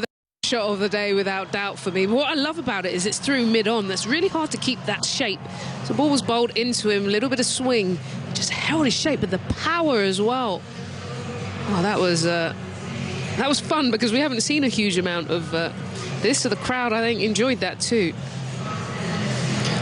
That it was just out of nowhere, because it was a pretty similar delivery to the ball before, and he didn't even look at what. The next ball was pushed into the offside for a single, and it is 119 to win, 118 now from 105 deliveries. Look at the replay of that. Fletcher hit the ball and just kept staring at where the ball had pitched. Didn't even bother to see where it had gone. If you watch this replay now, it's just... It's like a golf shot. That's actually a sign of a good shot. You know, in golf, you're meant to keep your head down and watch through the ball. But that's also confidence that you know you've absolutely nailed it. It's not that sort of blind panic you sometimes see when a batsman's mistimed it. You think, oh dear, where's it gone? Here comes Bartlett into Cartwright, into the offside. Lovely shot. Good timing off the back foot for 4 through the covers. Suddenly, after that good start, the boundary is flowing. 12 for 1. See, this is the difference with really good teams, is that even if they get bogged down, what will happen, that from Fletcher will then leave a little bit of doubt in Bartlett's mind, and then your length drags back a little bit, and then allowed Cartwright just to play the shot. So when batters start coming at you, all of a sudden your plans can start to just change. Cartwright, 4-5 for him now as Bartlett moves in. How will he recover? Shorter this time, helped into the leg side, cries of catch, but it's 4. 1 bounce past that fielder at deep mid-wicket. It's amazing how quickly T20 cricket can turn. Having bowled, what, 7 deliveries without conceding a run, Bartlett has suddenly seen the ball flying to all parts of this ground. Yeah, and the other thing is a couple of whacks, and all of a sudden that sort of sheen comes off the ball, no swing, nothing for the bowler, and then the batters just can cash in. So, yeah, quick turn of fortunes here. All ding. Here comes Bartlett. Cartwright on strike. Oh, appeal for LBW. What does the umpire say? Not out. And actually, that lack of swing is perhaps what has done for Cartwright there, because the ball has been tailing away so much. It's just held its line a little bit more and hit the pads, but there is no decision, or no out decision given from the umpire, and the over concludes. 110 needed from 102. It's 16 for 1 after 3. We've had an email from Robbie Peel. Robbie, lovely to hear from you. He says, loving the Big Bash commentary, but I have to say, I'm excited about the X-Factor players, because that's the element that we've not been necessarily quite as infused by. He says, imagine a side decides to put 1 spinner in their 11, and they quickly realise how much slower a pitch than perhaps was expected. The seamers are struggling, and you can now bring in your second spinner to try and improve the second half of the innings. That's a point that we've heard about and understood, but this is really interesting from Robbie, and something I hadn't considered. And he says, another example, 5 wickets down after 10 overs with a heavy 11. You can now bring in another batter to boost the lower order and try and get a competitive score. Likewise, if you've not lost any wickets after 10, you can add a pinch hitter in place of a more accumulating type of player to attack in the second half to make the most of it. bowler to help in the second innings if that's a worry. Here comes Kuhnemann. Fletcher on strike, giving himself some space into the leg side. Cries of catch. It's going to be 4 though. Out through, long on. And Fletcher has 12 from 10. It's 20 for 1. Those are, yeah, I agree. I think the spinner is the one that really stands out. But you're right. If you were 5 down, and you'd possibly need to tweak that batting lineup and want somebody, like you say, who either could. Kuhnemann to Fletcher, who again gives himself some space in the air. It's gone really high into the night sky. Can somebody get underneath it? It's the bowler who takes the catch. One of those where it looked like he wouldn't. But Fletcher goes 12 from 11. And a second wicket falls, 20 for 2. Kuhnemann strikes. One of those swirling, awkward ones, but he takes a good catch. I don't think anyone fancied that. That's one of the ones that goes up, and normally you hear a cry of mine, and I think there would have been silence there. That went miles up. He tried to hit that to Timbuktu. Well done to Kuhnemann there. Had to run backwards after bowling a ball over his head. Yeah, well taken. And on that occasion, we did see Fletcher, as soon as he hit it, not looking at where the ball had pitched, but looking with fear at where it might have gone in the sky. So he goes caught and bowled by Kuhnemann, 12 from 11. It is 20 for 2 with 106 needed from 100 deliveries. And so just to finish Robbie's point on email, I think the teams who are more clued up on matchups and situational play will be able to use this to their advantage, and it will make for some really interesting tactics. Robbie, lovely to hear from you. If you want to get in touch, tms@bbc.co.uk or at BBC TMS on social media. Yeah, that matchup bit's really interesting, isn't it? Because analysts these days will know exactly which bowler might have the a batter or vice versa. And I suppose you could possibly shift your, if a batter's still in and there's a bowler in your ranks that could cause them problems, whether it's an extra spinner, maybe a left arm, whatever it is, you can affect that. It'll be good to see. I think in a couple of years, when everyone gets their head around it, it'll be great to see. We're going to hand over to Kevin Howells. Kevin. Indeed. And thank you very much, Henry. We'll be back with you two in a second of two's time. We're midway through this 4th over. 2 wickets down, 21 on the board. We thought it was all looking just one way at the halfway point. Still, that is certainly where the good money would be. The Heat really struggling in their innings, but that chink of hope is certainly there following the loss of those 2 wickets of Stoinis. Faced just a couple of deliveries, failed to score. Fletcher faced 11 balls for his 12. And now it's Ben Dunk out there with Hilton Cartwright. And it's Kuhnemann bowling his 2nd over. It's taken 1 for 6. Next delivery worked away by Dunk on the onside, and they will get a single. Takes the Stars to 22 for 2. 2 balls this 4th over. So the first thing we're looking at really is this bonus point on the Bash boost. 10 overs, 59 for 3 was the score for the Brisbane Heat at that stage. Next delivery worked away. It sort of loops away on the onside, but it's safe off the bat of Cartwright. And we'll go through for 1 more, and the score will move to 23 for 2. And Cartwright moves to 10, and to win, which of course is still and always will be the main thing, 103 runs from 97 balls remaining. 1 ball left of this original power play, the first 4 overs now, and then you've got that 2-over power surge to be decided by the batting side later on, when again it's just 2 fielders outside the circle. Next delivery, Dunk goes to swipe at that one, try and cut it. He plays and misses, so a dot ball to finish off that 4th over. It's 23 for 2, 4 overs gone. Kuhnemann has bowled 2 overs, 1 for 8, 103 from 96 deliveries to win. Cartwright and Dunk.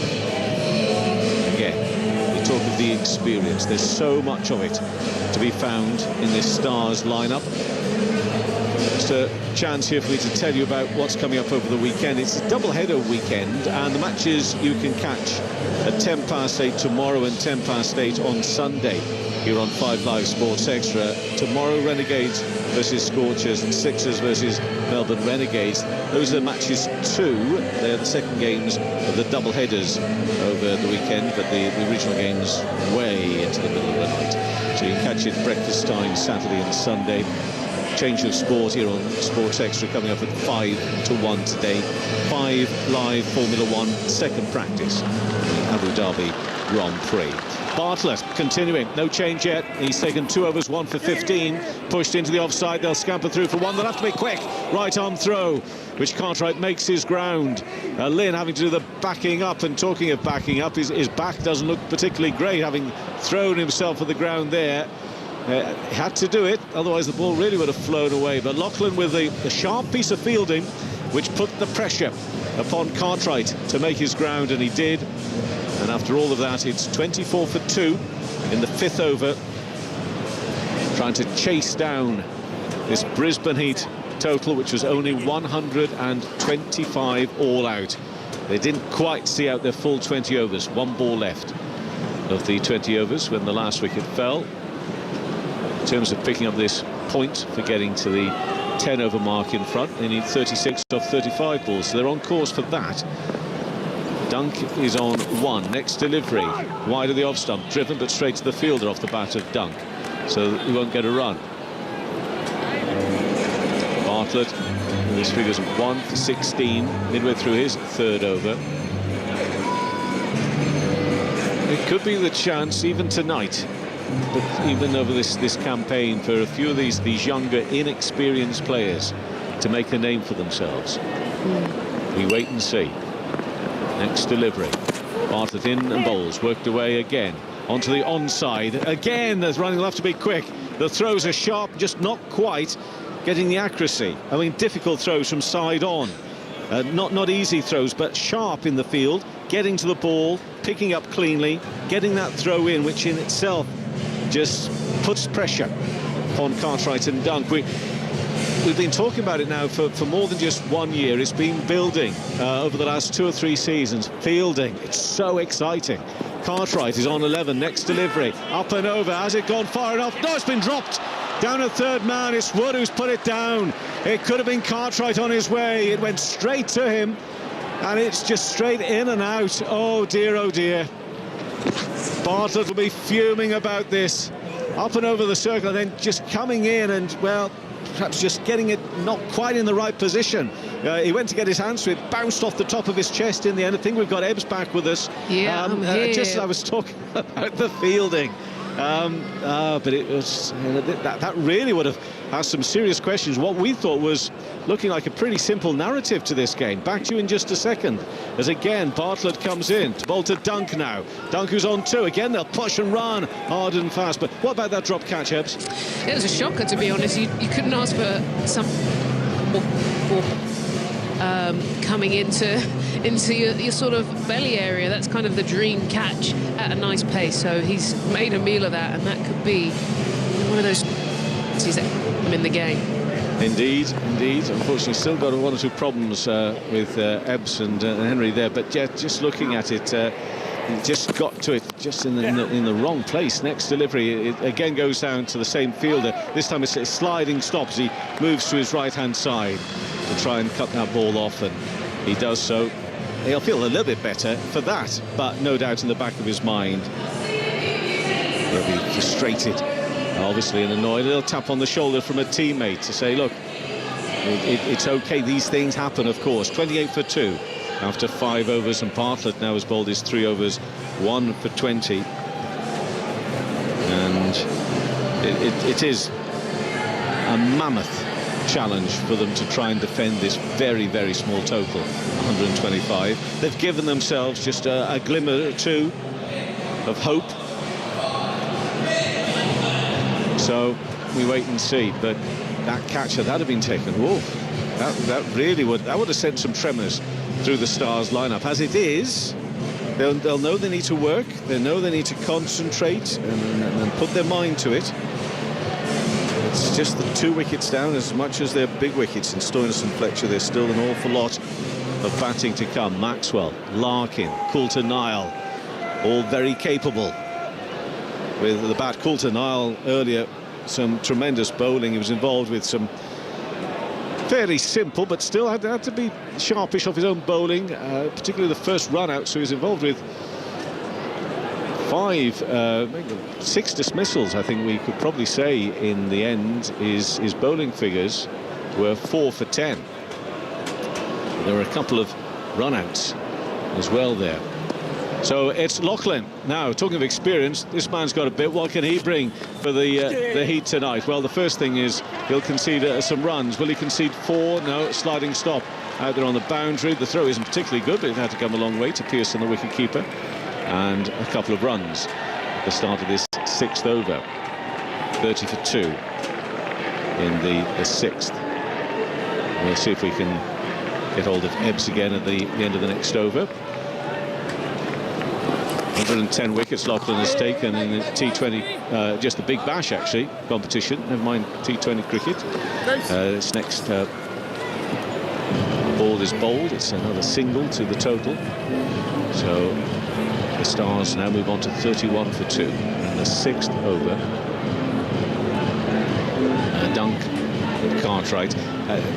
It's probably, no, I'm going to say it. I noticed in last night's game just 1 or 2 players, even the great, and in T20 terms, he certainly is great, Dan Christian, just blowing a bit, as if perhaps with all the bio bubbles, all the, all that thing that's obviously been very much part of the game of preparation, whether they're maybe not quite up to match speed just yet. This one is driven out through extra cover, and they will get a couple of runs. So steadily here the Stars are starting to build their reply. They only need 126 for a victory, and they're now at 33 for 2 midway through the 6th over. And Cartwright is on 16, Dunk on 5. The Heat just 125. As Loughlin, the shortish run up, and that's a full toss wide of the off stump. Misses out on that Dunk, having to reach for it. Didn't come at him at great pace. And Dunk, wicket-keeper, of course. Did okay earlier tonight, just a couple got past him in terms of byes being run for some of the spin bowlers. 2 balls left to the 6th over. Dunk 5 not out, and Loughlin now bowls to him, right arm. Tries to work that one away, almost takes him off his feet. He was trying to use the wrist there to work it away, and he was a little bit too tight. Couldn't get it away. So Ebony, who we will go to at the end of this over, she was talking about the fact that the Stars do need to come out and show some intent, something which was so desperately missing from the Heat. But even in this modest run chase, the Stars need to be positive, and clearly Dunk is trying to get that ball ticking along. He'll be able to do so here. He'll just get a single, which means he'll keep the strike at the end of that over. 6 overs gone. 34 for 2 after 6 overs. Cartwright on 16, Dunk on 6, and Loughlin 1 over gone, 6 runs conceded. Ebbs, have I been misquoting you dreadfully there, or is that pretty much what you're seeing here from the Stars? They are, even though it's a modest target, they're just trying to make sure that they just keep things going. Yeah, the issue though, I feel, look, Loughlin, for example, there just had a really good over, but he still went for 6 runs, which is kind of the rate they need to be at. So that's the problem, is that even if they bumble along, because they don't have too big a score to chase down, they can afford to do this. And then no doubt with the power they have in the likes of Cartwright and Dunk, at some stage there will be boundaries. So what I think needs to happen here is the Heat need to find a way to take wickets. They need to look for wickets, because if these guys tick along at this rate, at some stage boundaries will flow for a little bit, maybe in the surge, and then all of a sudden the momentum has changed. Oh, when you get your boosts and your surges mixed up, Ebbs, we're all in trouble. Yeah. It sounds like an extender, you know what you put your plugs in? Yeah, it does. Surge right. Protector, or maybe you want one with a boost. Now, this X Factor business, of which we're all trying to get our head around, at this sort of situation, how seriously would the Heat be taking a look at the possibility, albeit they've got very inexperienced players as their subs, of introducing James Baisley, for instance, he's right-arm medium pace. Maybe they could make a change after 10 overs, couldn't they? And bring in an X-Factor player. Am I right in saying that? Wood it is, though, who comes on for the first time here. And Dunk has gone high here. Fielder coming in, takes the catch. Never mind that. Lachlan has taken the catch. And Wood has struck with his very first delivery here. And he's got rid of Dunk for 6. It's 34 for 3 in the 7th over. Well, we said they need wickets, and that's exactly what they've got. Like we said, this wicket isn't quite coming on, and Dunk there just didn't quite get the timing right. A good length from Wood just forced him not to be able to really get into a position to be able to whack. That just forced a little bit on the back foot. This is good. This keeps heat still just in the game. You can only make changes, Kevin, if they've not batted or bowled. I've just seen that. Yeah, if they haven't batted or bowled after the 10 over mark. A team that's all out. Oh, I see. So the bowling team you can change as long as they're not bowled more than 1 over. So that's where the bowling change can come in. And only the first innings as well, Kevin. So is that what it says here? Yeah. Okay. So it's all a bit. So the X Factor disappears after the first innings. Yeah. Okay, thank you. It hasn't got that in my details. I've only got 3 lines of To be honest, there's a lot to get our heads around. So that is that forgotten about. Thank goodness. But Dunk is forgotten about for this innings as well. He's gone for 6. Glenn Maxwell comes in. You said they were looking for wickets. Well, 3 down. It is asking questions. Well, this wicket, Kev, and it's all game changed. Yeah, exactly. So it's Wood who will continue to bowl. And just waiting for what? I'm not too sure.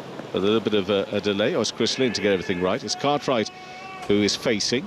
He's on 16, and that sort of, there's an appeal you can hear there, but quite what for, I'm not too sure, because he was well wide of the leg stump.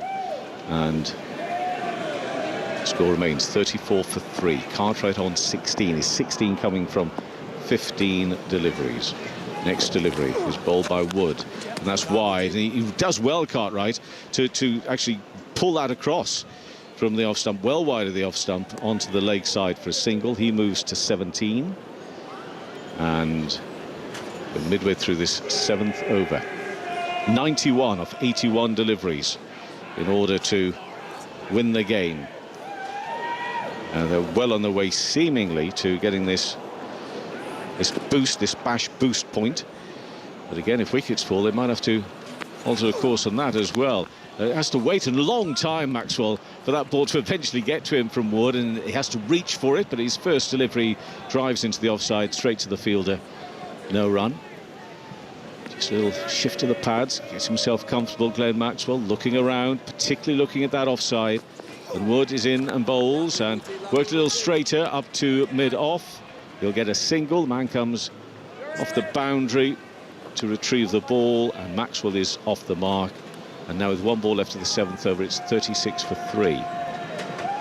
90 off 79 deliveries. So it's just that wicket column they need to keep an eye on. It's still looking okay for the Stars because they're chasing their modest target, but just a little bit of belief building, you would imagine, within the Brisbane Heat.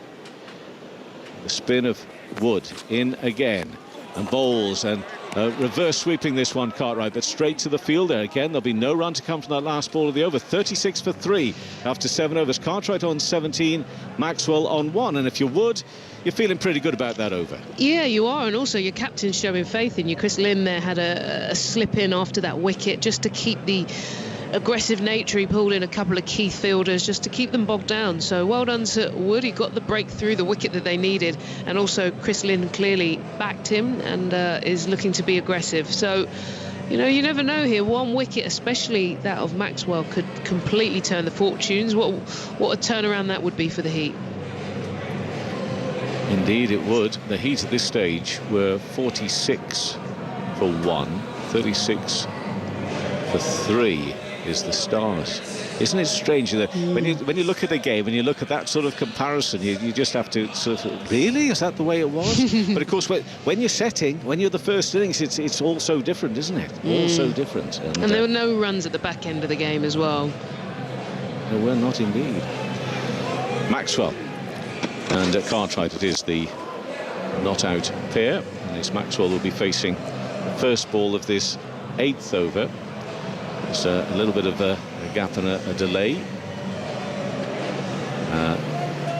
And we were about to see Bartlett being brought in. If you were looking at the monitors, you'd be bound to think that the reason there's a delay out on the field is we need to see Andre Fletcher doing his dancing, but I don't think that's the delay, really. Worked away, square, on the leg side. Good use of the wrist from Glenn Maxwell. We're so used to seeing, well, he's a maestro, isn't he, at times, is Maxwell. He'll just get him a single, but still a joy to watch sometimes. There's those shots, the way they play them, and the score moves to 37 for 3 in this 8th over. It's Bartlett doing the bowling. He's going to bowl out in this over. It's his 4th, his 3.1 overs so far, 21 runs conceded, and he's picked up a wicket. Head down, it really is a head down before he comes into bowl here. In and bowl straight and push back up to Cartwright. And Bartlett bowling nice and straight, keeping it nice and tight here, Ebony. Yeah, doing really good. Look, he set the tone early on, and again he's coming back. You know, this is a lot of pressure for a young bowler, and you know, your team are not ranked very high, and what he's done is shown some real discipline and control with the ball. Indeed.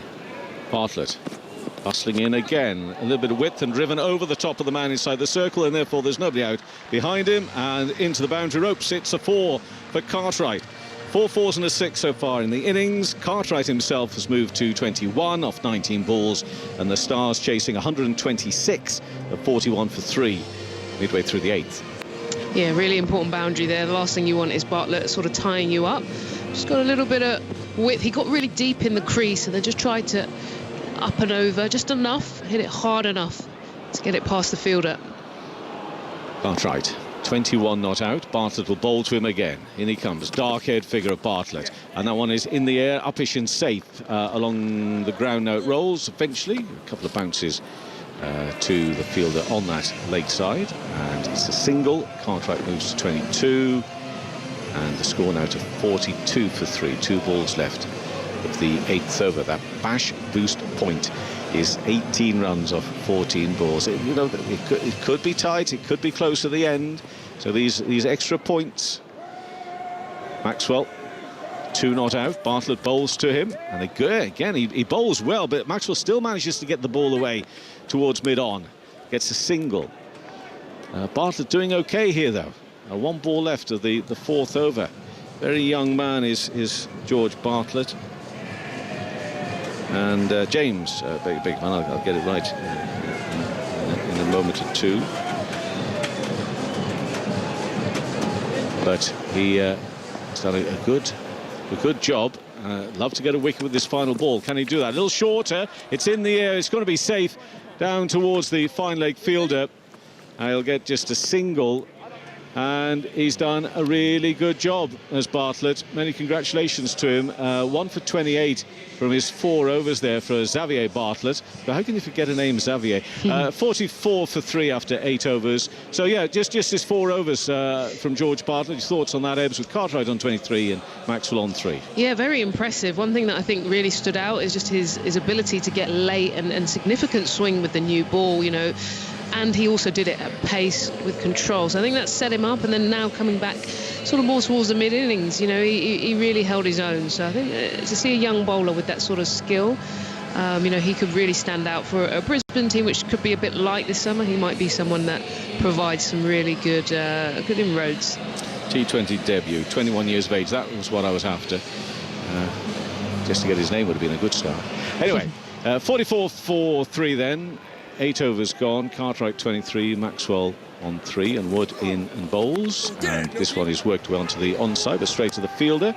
There will be no run. No need to panic for the Stars.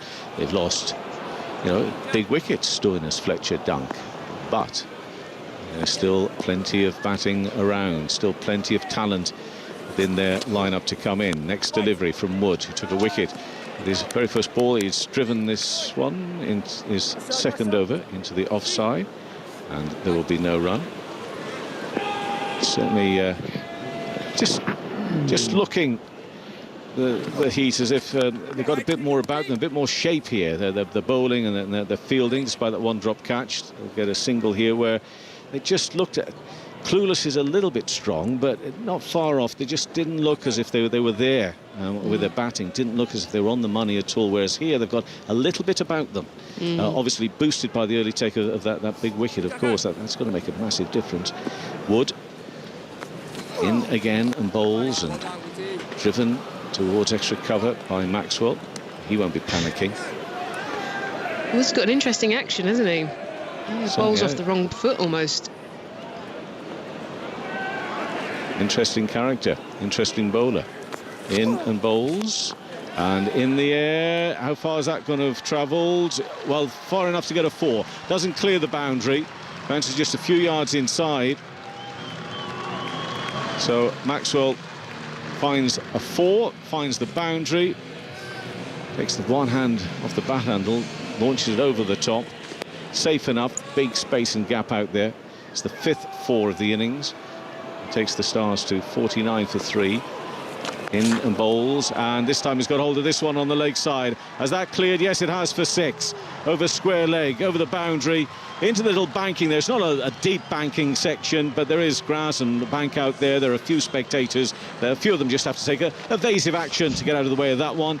It's a 6 for Maxwell. Takes the score to 55 for 3. After 9 overs, another 5 needed in this over, and they will get the bash boost point. In the meantime, Cartwright on 24, Maxwell on 13, and Wood, well, he's up against this potential battle that's ahead in this over. It is, within cricket, I think, far too easy to perhaps not fully appreciate just those odd points. As you say, it could be very, very important. There will be runs here, though. First ball of this 10th over. Just a single to Cartwright. He moves 25 into the offside, and the score to 56 for 3. And it's Lachlan continuing to bowl. His first over went for 6 runs. Just makes 1 or 2 alterations in the field. There's a look around.